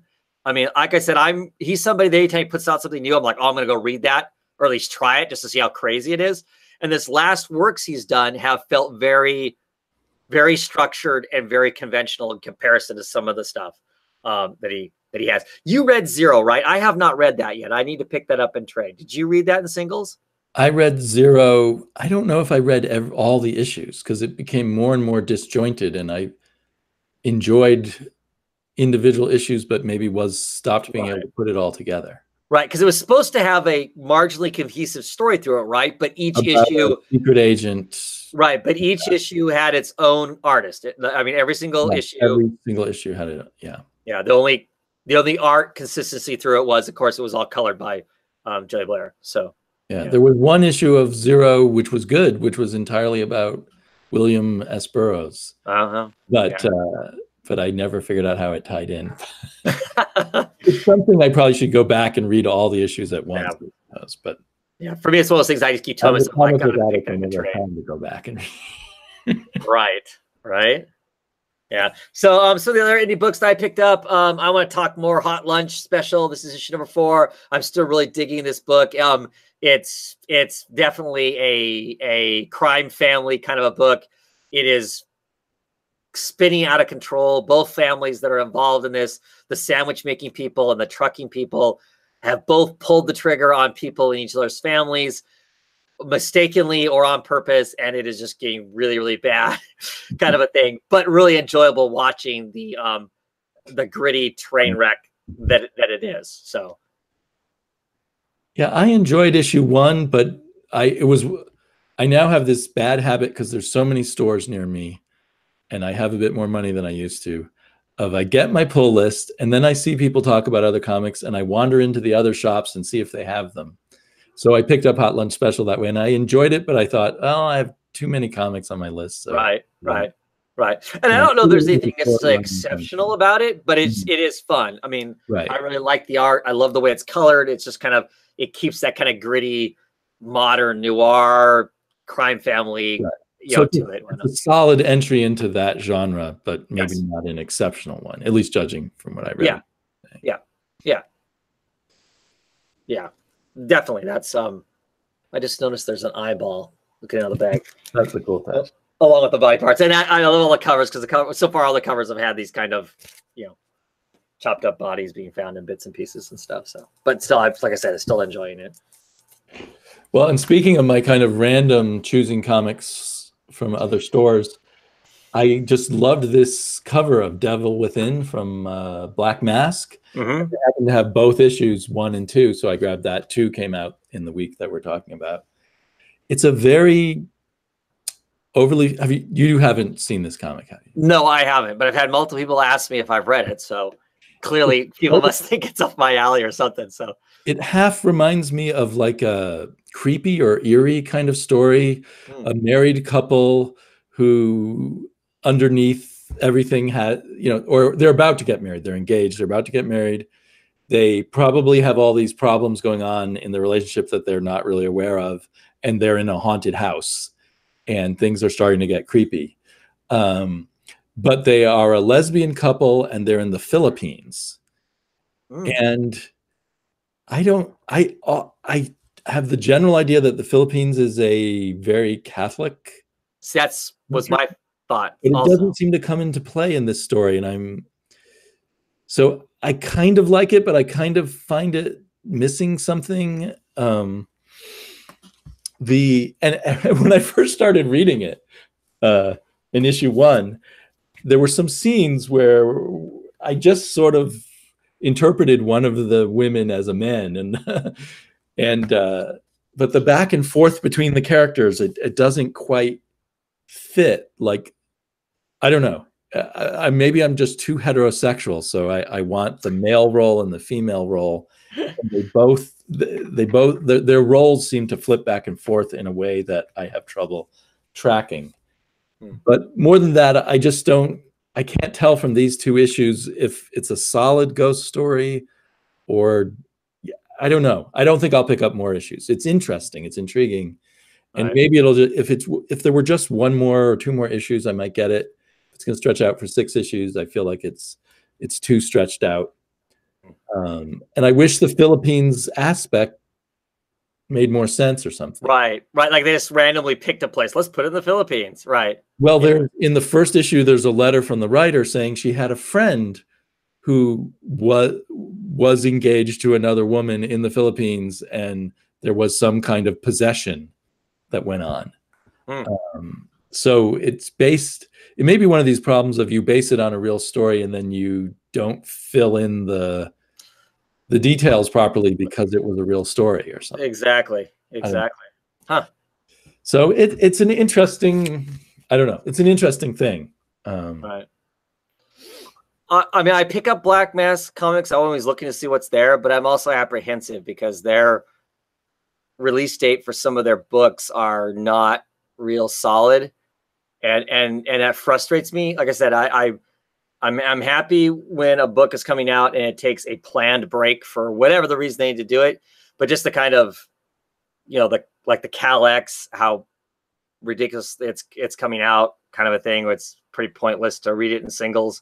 Kind of a deal because it's coming out so slowly. How do you remember? I mean, I have a pretty good memory for reading my monthly comics, and when the gaps are between each issue as great as it is, it makes it hard to to read some of the stuff. I read a lot less Black Mask than I used to for that reason, and also that I've read a few that were kind of just read like some Hollywood writer was writing out a script that he couldn't sell in Hollywood at the moment. Right. So there's been some great ones and some unique ones from them too. Like sure, jumps out at me. But. Right. Vertigo book I picked up because, of course, I pick up all the new Vertigo books that come out because of the deal I get on them. I probably would have picked this up anyway. American Carnage by Brian Hill, Leonardo Fernandez, and Dean White on colors. Now, I'm trying to think what else I've seen of Leonardo Fernandez, and I think whatever else I saw of his, I wasn't quite as impressed with. So I was thinking, okay, the art might be okay. Going into this issue, I really like the art in the book. The basic premise is there's this FBI agent. I at the beginning of it, we get the sense that she's hurt. She's being debriefed by somebody that she had gone to some house without much in the way of backup, questioned some people, and the whole house got blown up. That the people inside were some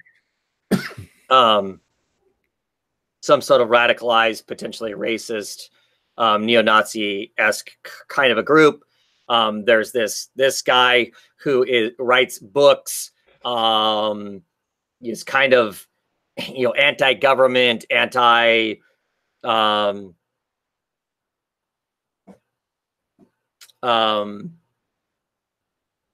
potentially anti people of color, anti a whole bunch of stuff, kind of a thing.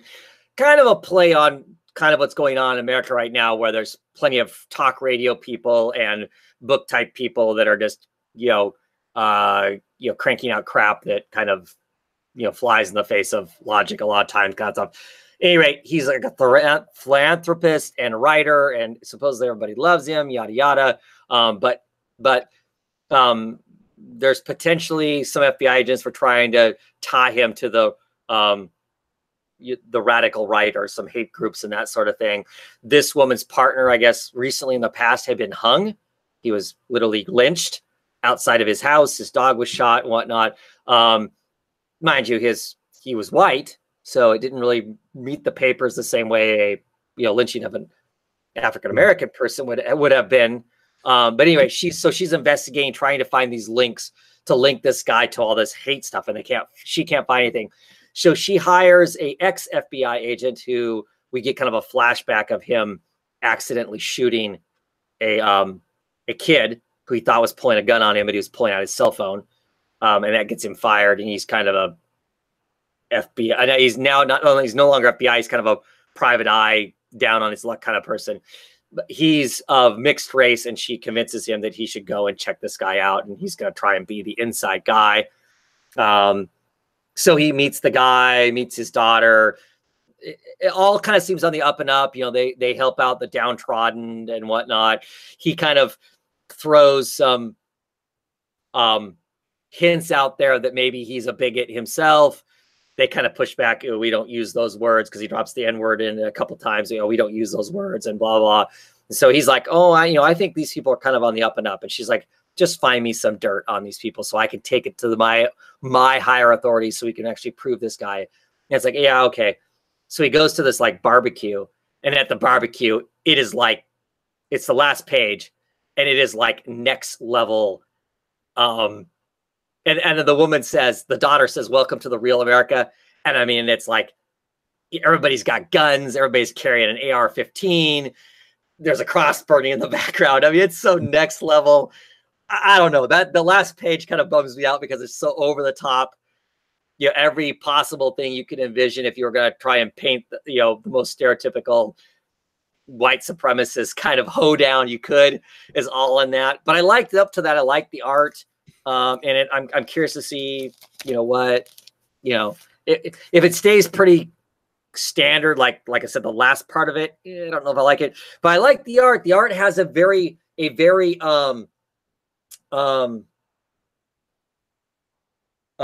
Rizzo kind of a look to it. The stray bullets or the moonshine. It has that kind of a colors and element to it. Mm-hmm. So that's why I think it appeals to me. It's not quite as stylized as that, but I really did like the art.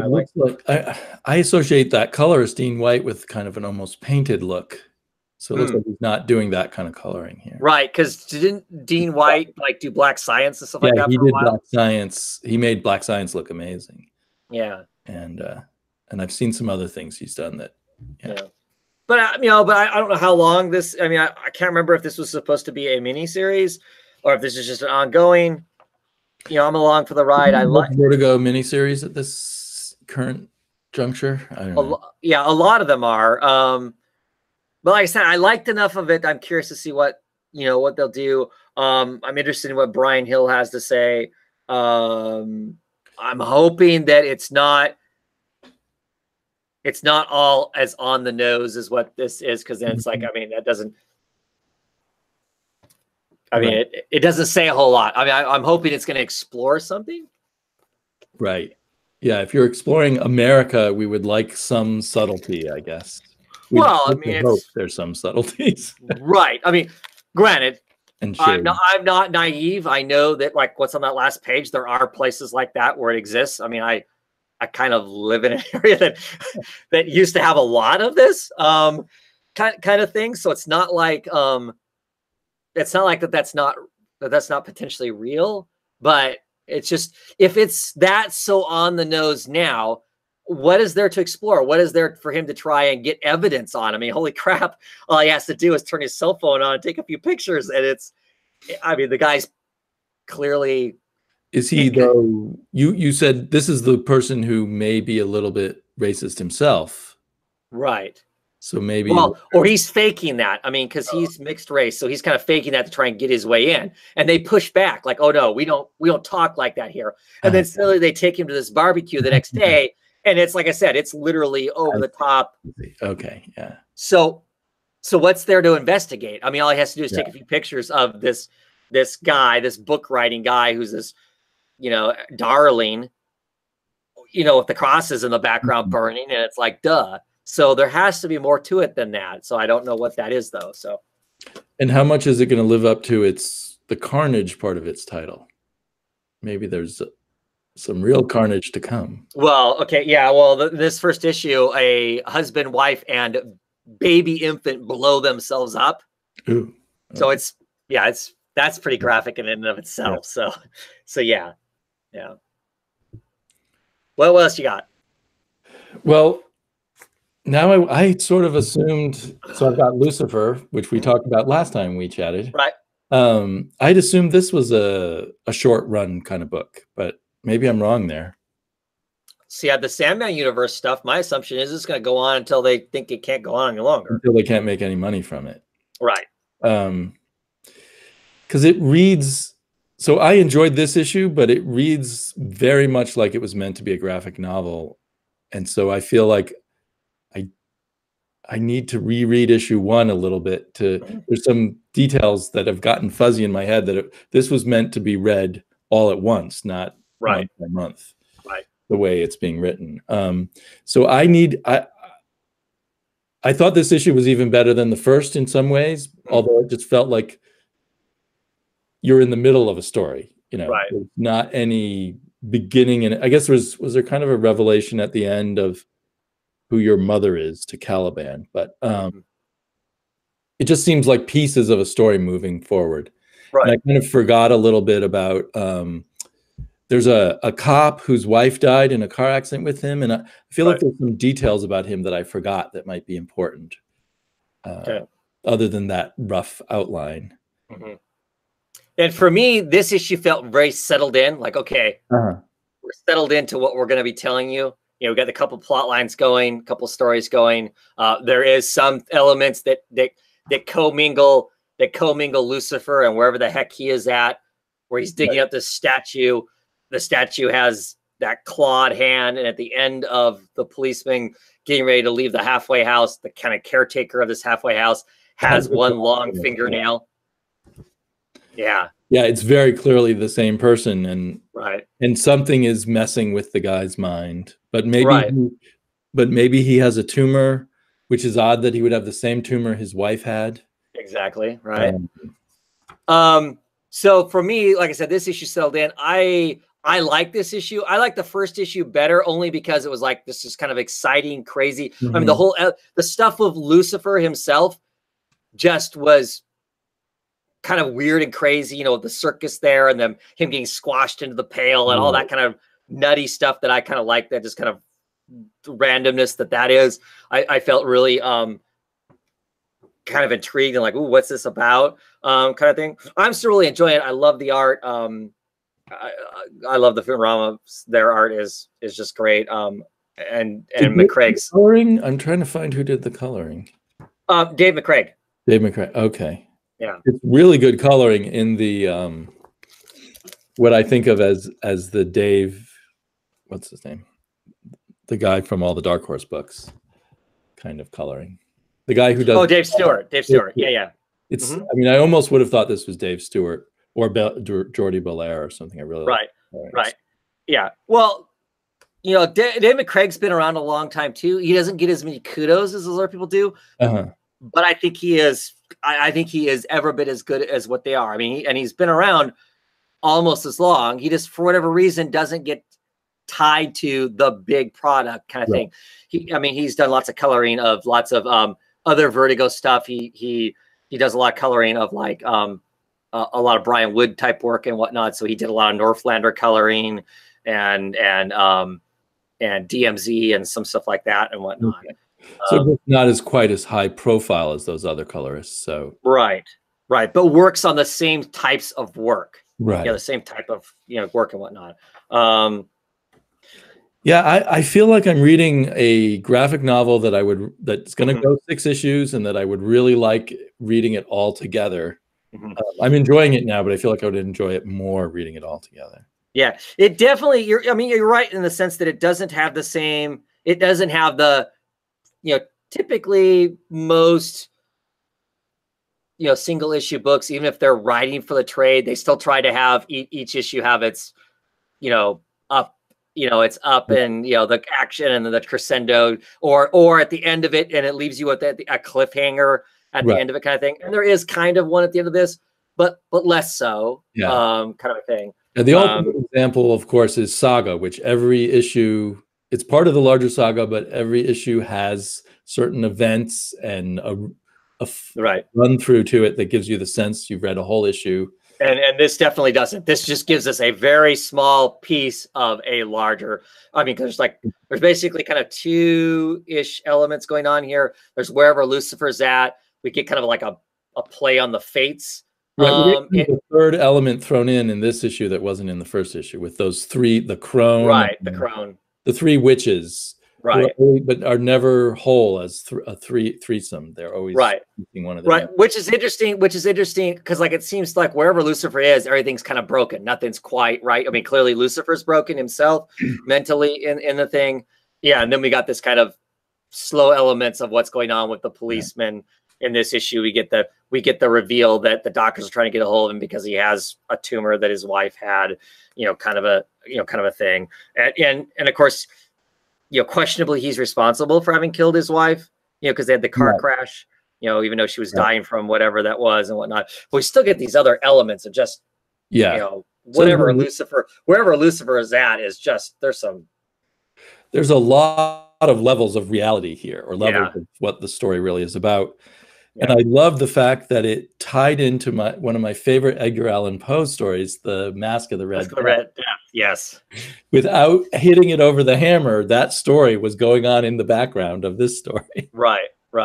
Which is really masterful storytelling. Yeah, I said, I really like this book. I'm probably, of all of the books, I'm most excited by this one. I really like The Dreaming because of the Bliss Everly art in it.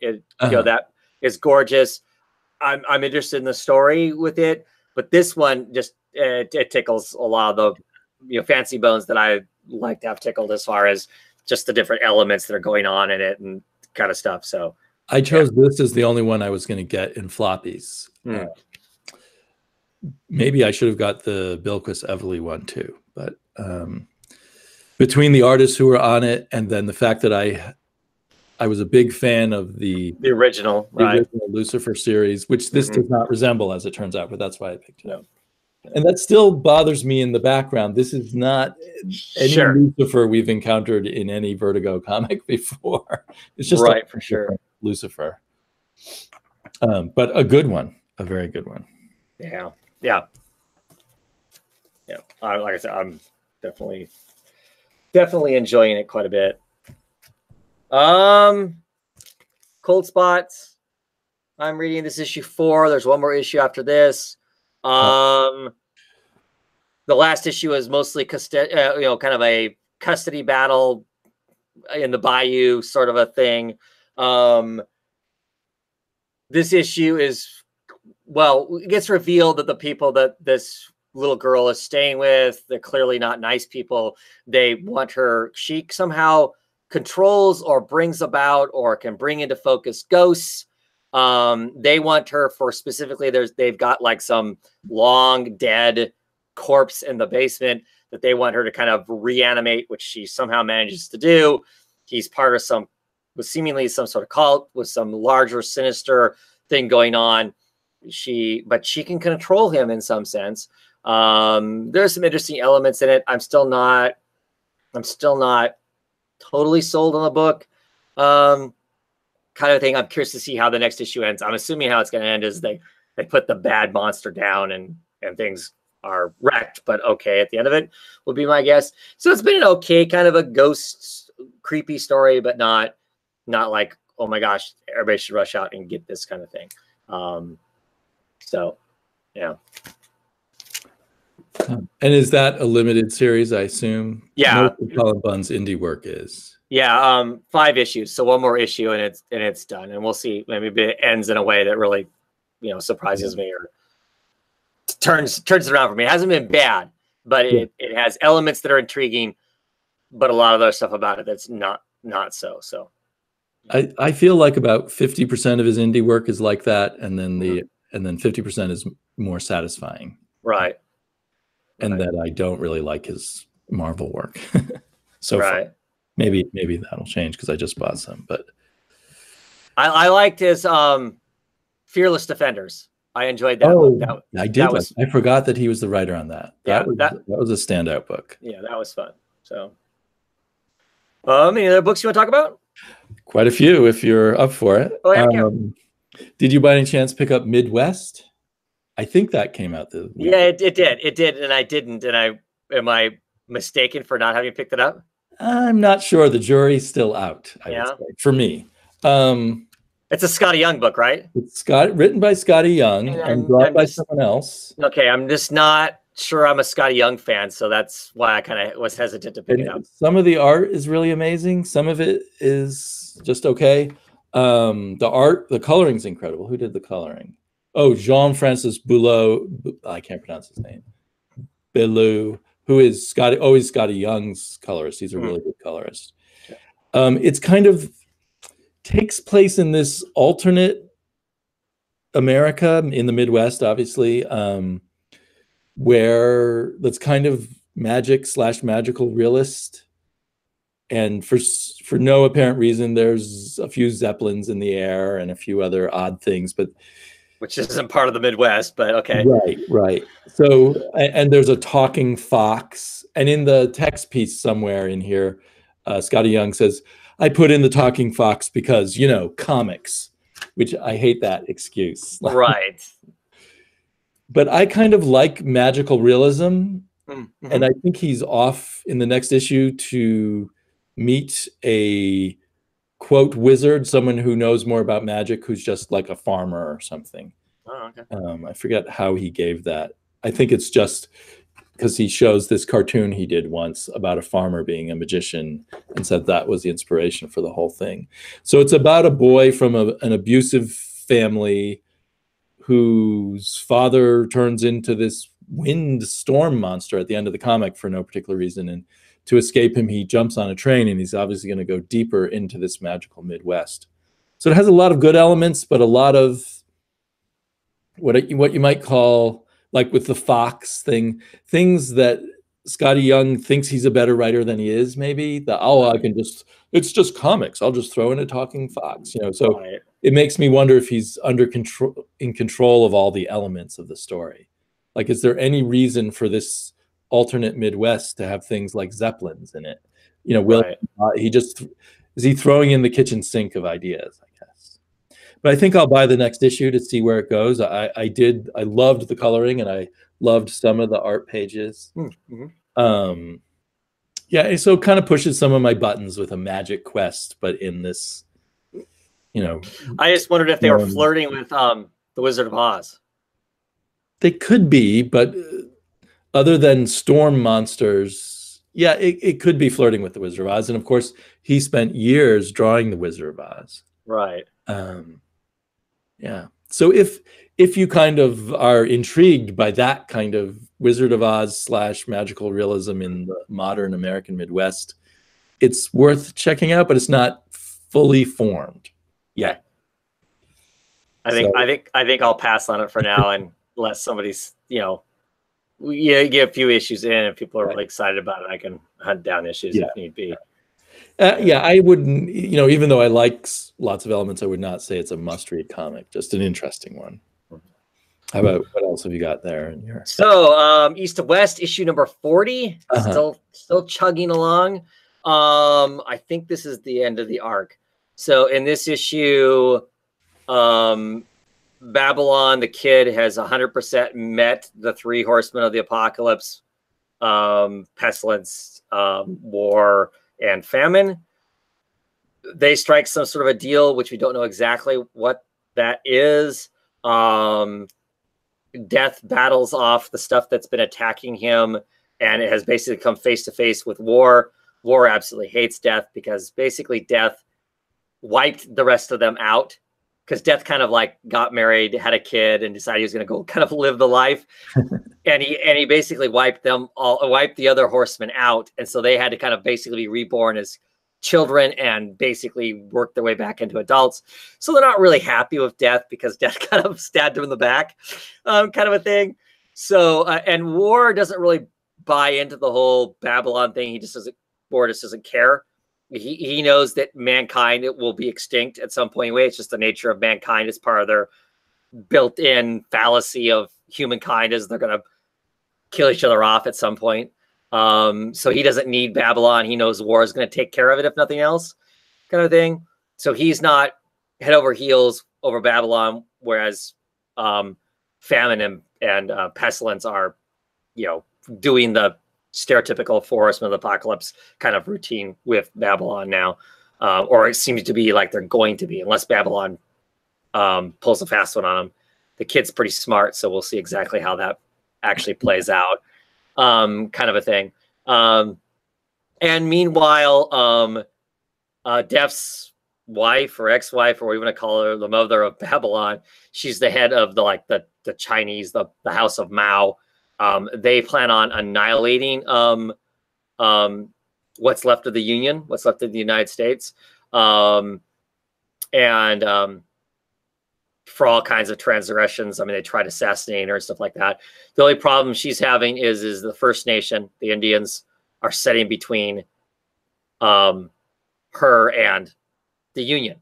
And she's like, just kind of like step aside and let me go through. I don't have a beef with you. I don't want to fight with the First Nation. Let me just go and take out these people, and my revenge will be satisfied, and we can all just be happy. And the people who are in charge of the First Nation now, which are sidekicks of Death when the book first started out, but they're kind of doing their own thing now. I'm like, no, you should rethink this. This isn't a good idea. Well, she doesn't trust them, so they're going to go to war anyway. So who knows what's going to happen? We're on the last arc. After this issue, I think the last arc starts. It's either 6 or 8 issues, and the book will come to a close of some sort. I really like the book. I freely admit that, like, when I first started reading the book, like the first 5 issues was kind of like, I'm reading it going, I just don't see what the point of all of this is, kind of a thing. By 6, 7, 8, 9 issues in, though, everything starts to click together. It's just a constant payoff through the book. If you've read the whole thing through, of stuff that happened in the very beginning of the book, it comes up. I really like it. It's a great thing, personally, I think, to have an independent book with the same people doing the same stuff for 40 plus issues. You just get this very, very solid kind of a thing. And unless something really goes wrong in the last 8 issues of this book, it is a book that I will end up buying in whatever the most deluxe hardback giant version of it that there is. I mean, I know there already is kind of. I've bought the first 2 of the deluxe hardbacks. Yeah. And they're big. Right. So either I will get that, or if some other crazy version comes out, I'll be picking that up once it's all done, to have sitting on my bookshelf to go, ooh, look how awesome this is. Because I really like it. It's not the same as Saga, but I like it like I like Saga. It's, Saga, whenever it decides it ends, I'm going to go buy some, whatever Uber version of it there is of it to sit on my bookshelf to be able to pull out and go, look at this awesome thing, kind of thing. But I really enjoy the book. So is that and Blue Monday or Black Monday Murders the only Hickman books going anymore? And Black Monday Murders has been on a hiatus, I don't know how long now. and I question, are we going to see more of it? Which is a shame because I dearly love that book too. So yes, Hickman is less of a presence in comics than he used to be. I wonder. Right. Well, because he kind of quit doing anything for Marvel, but the last, big Marvel summit, I saw pictures and he was at the Marvel Summit. Oh, interesting. Right. But, people most vocal about how you could make more doing, or one of the most vocal, more money doing indie comics than Marvel. Right. Right. So I just, yeah. But I've also, there's always they're potentially always floating out the rumors that Hickman would do some DC work, like Hickman would do Legion. Sorry, yeah, that's the one I keep hearing. And I think that's just a wild fantasy of a lot of us that would be the case, because I'd jump on that book immediately if he was going to do that. So yeah, but yeah, I've been reading both those series. Well, I've actually just been collecting, but not reading East of West yet. Right, I've been waiting for the whole thing. Sure, but I've been reading Black Monday Murders, which I could see could sort of have ended in the end of the last arc, but could be considered an ending. But I still want more. Yeah, that's where I'm at. I mean, clearly that could be an ending for sure, which is good. It's good that it ended in a way that I go, okay, I can live with that being the ending. If it didn't sell enough, or they decided it wasn't lucrative enough for them to keep doing or whatever. But clearly there's more story there. Yeah, gobs and gobs of room. I mean, the woman in that's kind of reasserting herself into the whole mix, that's just started, and there's just so much, that, so I mean, I just hope Hickman isn't kind of moving out of comics, because I want to see more stuff from him, especially or the Legion. right. Marvel doesn't excite me too much, but I mean, he's had some other stuff going, but they've been really stalled out, like like The Dead and the Dying, right? Isn't that I didn't pick that up, but they got like 4 issues in or something of it, and I don't think there's been anything since, so I think that's gone. I never read that, so I don't know if that's a complete story. I've eyed the trade, but right, I don't know. I have a feeling that nothing else I've got that you get, but did you by any chance pick up Light Step from Dark Horse? I didn't. I don't know. There was something about that cover. I'm like, I don't know if that's a book that I want. I don't know. It's a spread cover. I like that. But yeah. It's got incredible art and kind of an elaborate science fiction story. But when I read it and I was kind of enjoying it, but I was like, how are they really what are they gonna do with this in 5 issues? And then on the last page is an ad for a video game called Light Step. And it's sort of a co-published with Dark Horse Comics and Epix Comics. So I think it's a video game, and there's also, so I looked it up online. I couldn't tell what the video game was about, but there's also a novel based on it coming out. So it's kind of a shame, because the artist is the main writer. There's a co-plotter, and I just thought it was actually a really cool science fiction thing. It's only 5 issues. I'll get it all 5 issues, but just because it's tied into a video game, I now am more pessimistic about it. Right. That's it. Kind of bums me out, because I was really curious to hear what you had to say about it, because I was something I hummed and hawed about. There was something about it, I don't know what it was, that I was like, I don't know.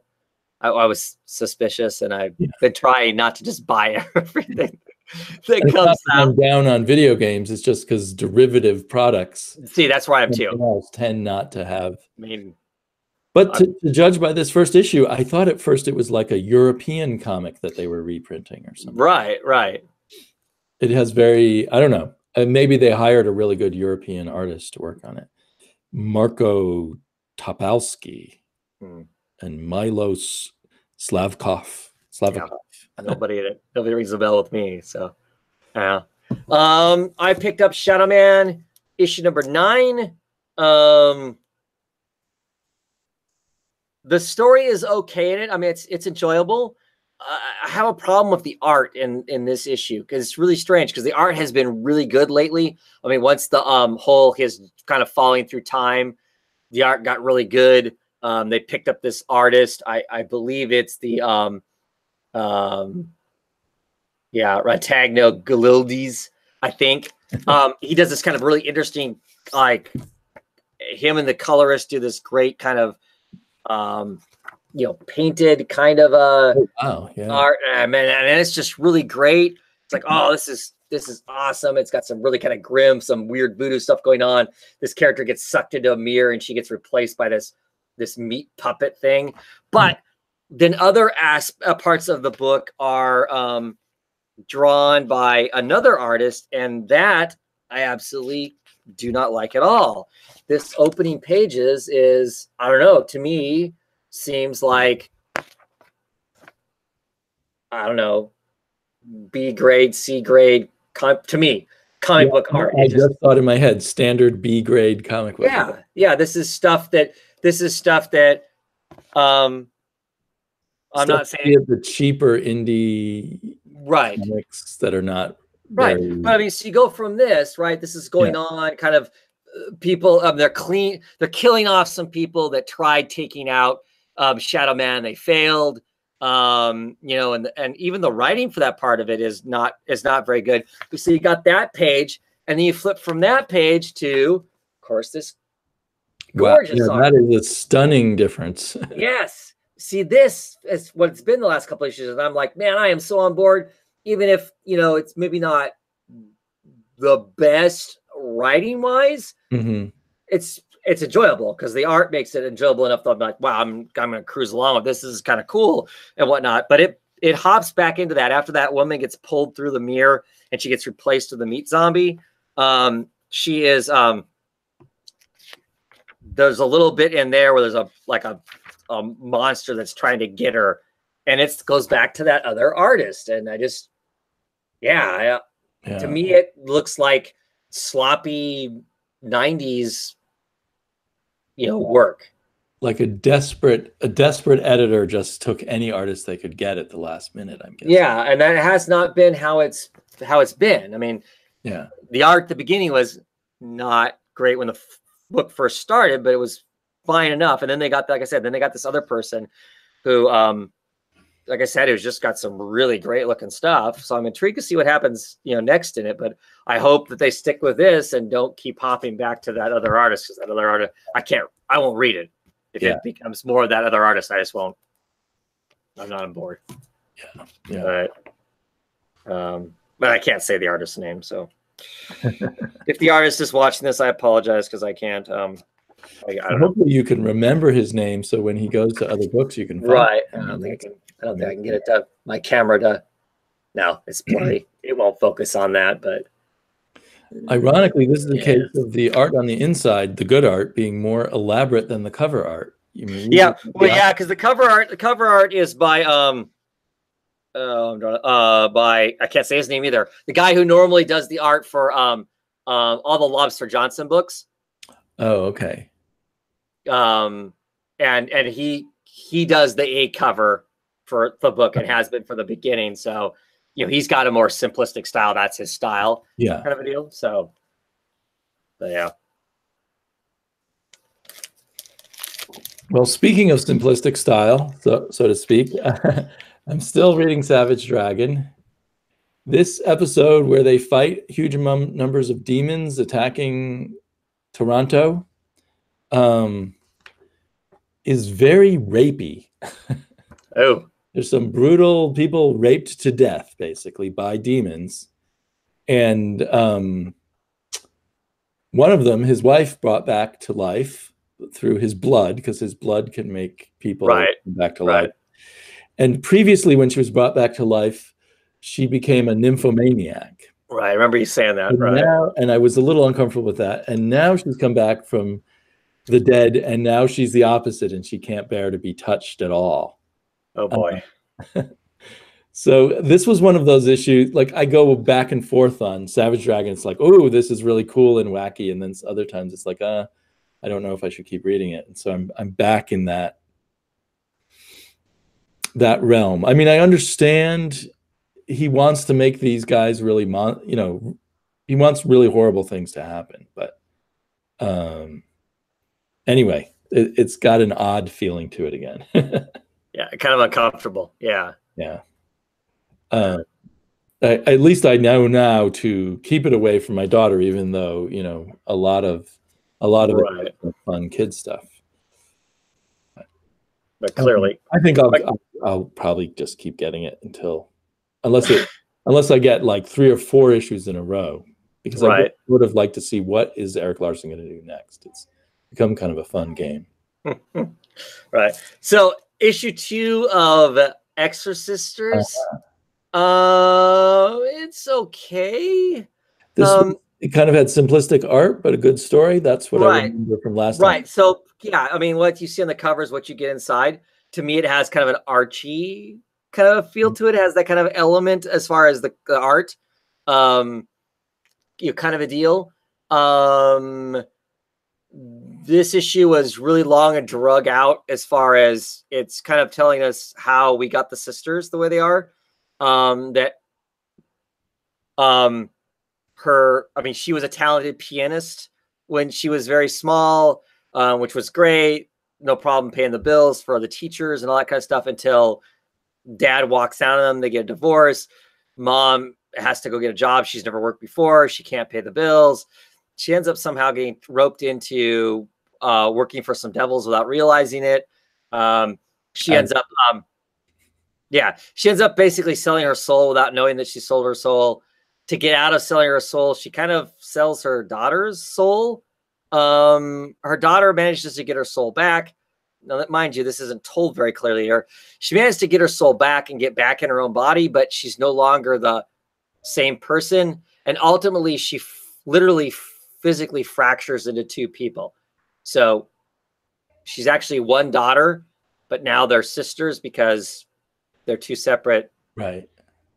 And mom is there basically begging for their help because now that when they broke out of hell and got their souls back, that meant that mom reneged on her deal. So now the demons are going to come and get her again, and she wants their help. And they're like, yeah, whatever, mom, see you later. You kind of screwed us. We don't really want to talk to you. And there's some nemesis black cloud at the end of it that goes, do you want my help now? And she's like, yes. So I don't know. I don't know how much longer I'm on it. The first issue was kind of cute, and now it's kind of. To me, it sounds like the premise of someone split in 2 is interesting, but the other stuff sounds a little too silly. Right, and it took forever to even get to that. I don't know. The issue didn't have anything happen in it. It was, kind of explain their past, and I get you're going to have comics that do that, but just not. I don't know. I didn't. Yeah. Well, and looking at the back of it, the artist that does this book and the writer that does the book, they got some web comics and stuff that are, this is tame. They have a lot of other books and stories and web comics that have a lot more wink, wink, nudge, nudge, you know what I mean? Kind of stuff in it. Looking at the ads in the back of it, this is a relatively tame sort of a thing in comparison to what normally I think they produce.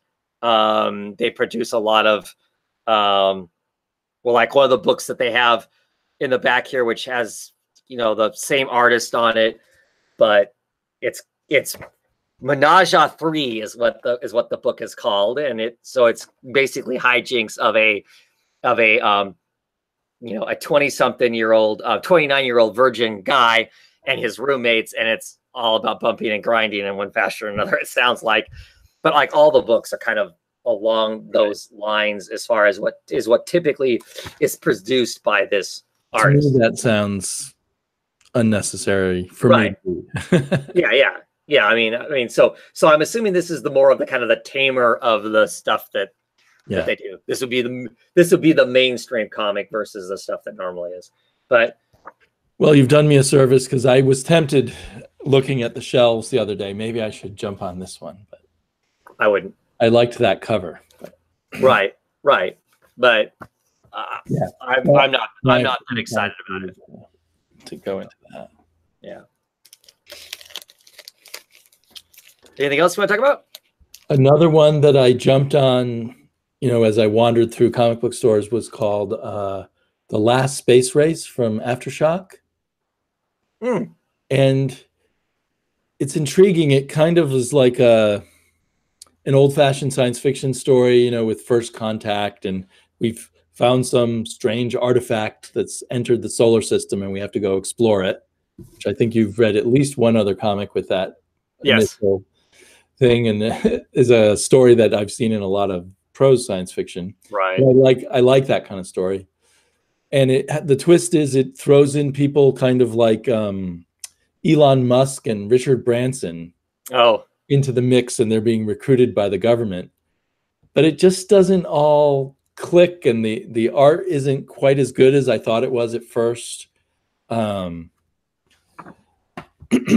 So it should be more interesting than it is. And they're recruited by this woman who's supposedly a member of the Joint Chiefs of Staff and is a general who wears mini skirts and strikes alluring poses, which is just very odd.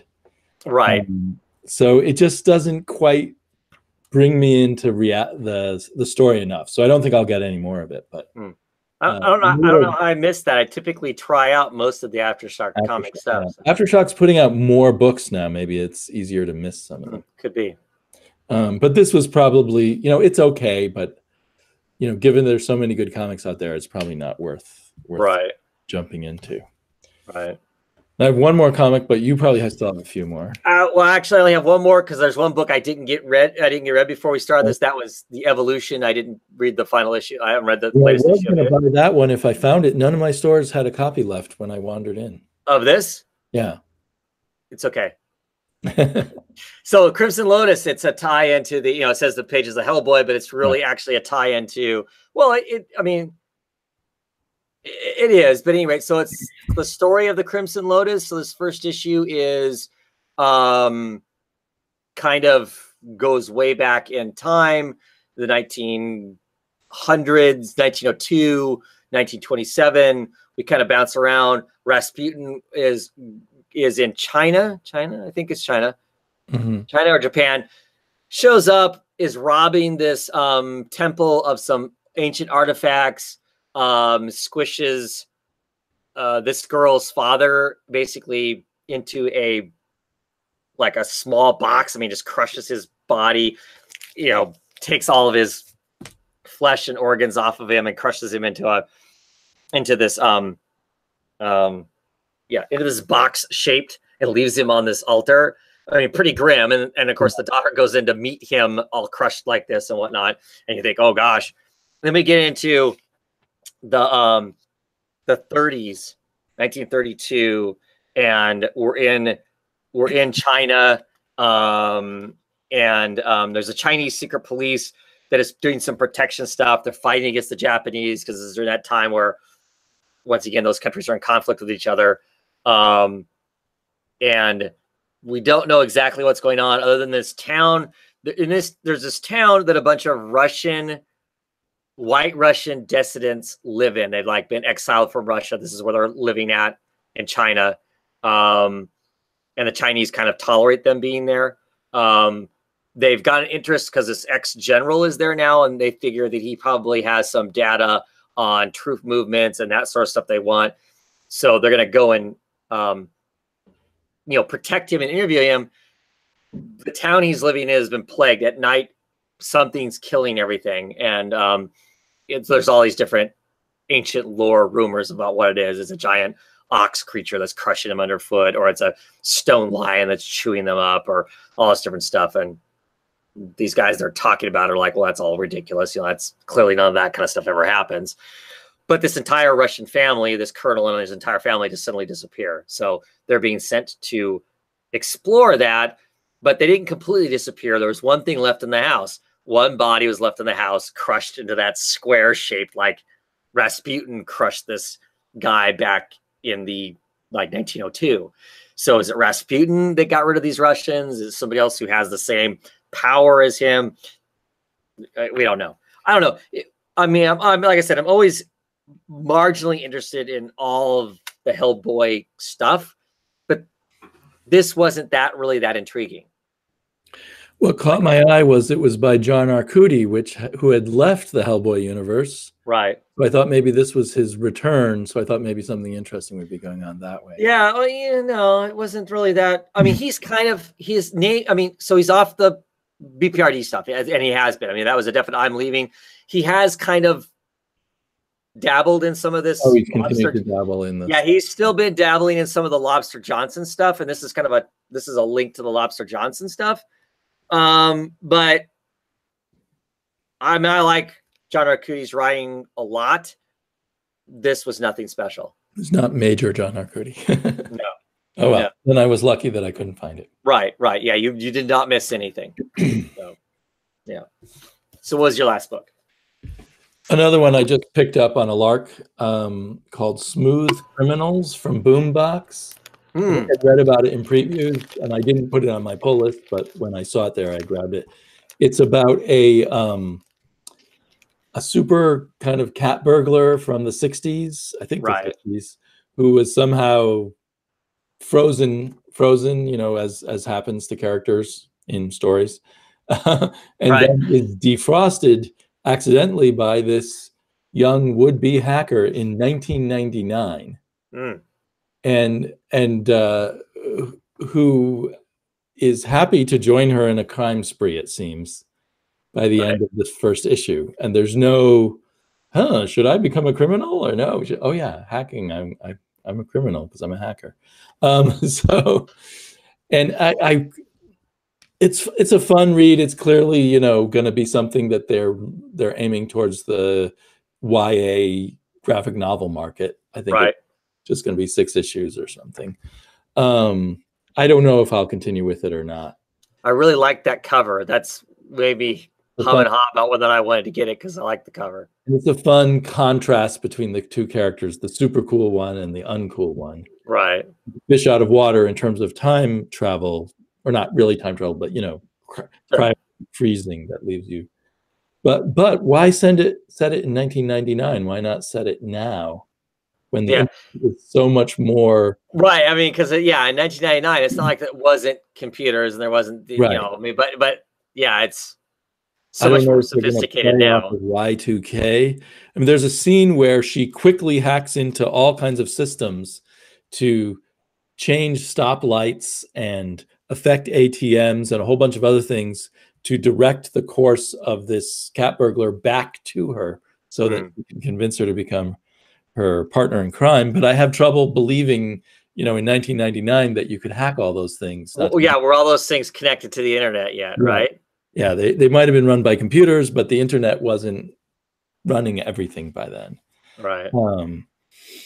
So, and she's totally amoral, I guess. Like her part of her hacking the stoplights is to make cars crash to block the person's way. She doesn't seem to care at all what happens to the people in the cars.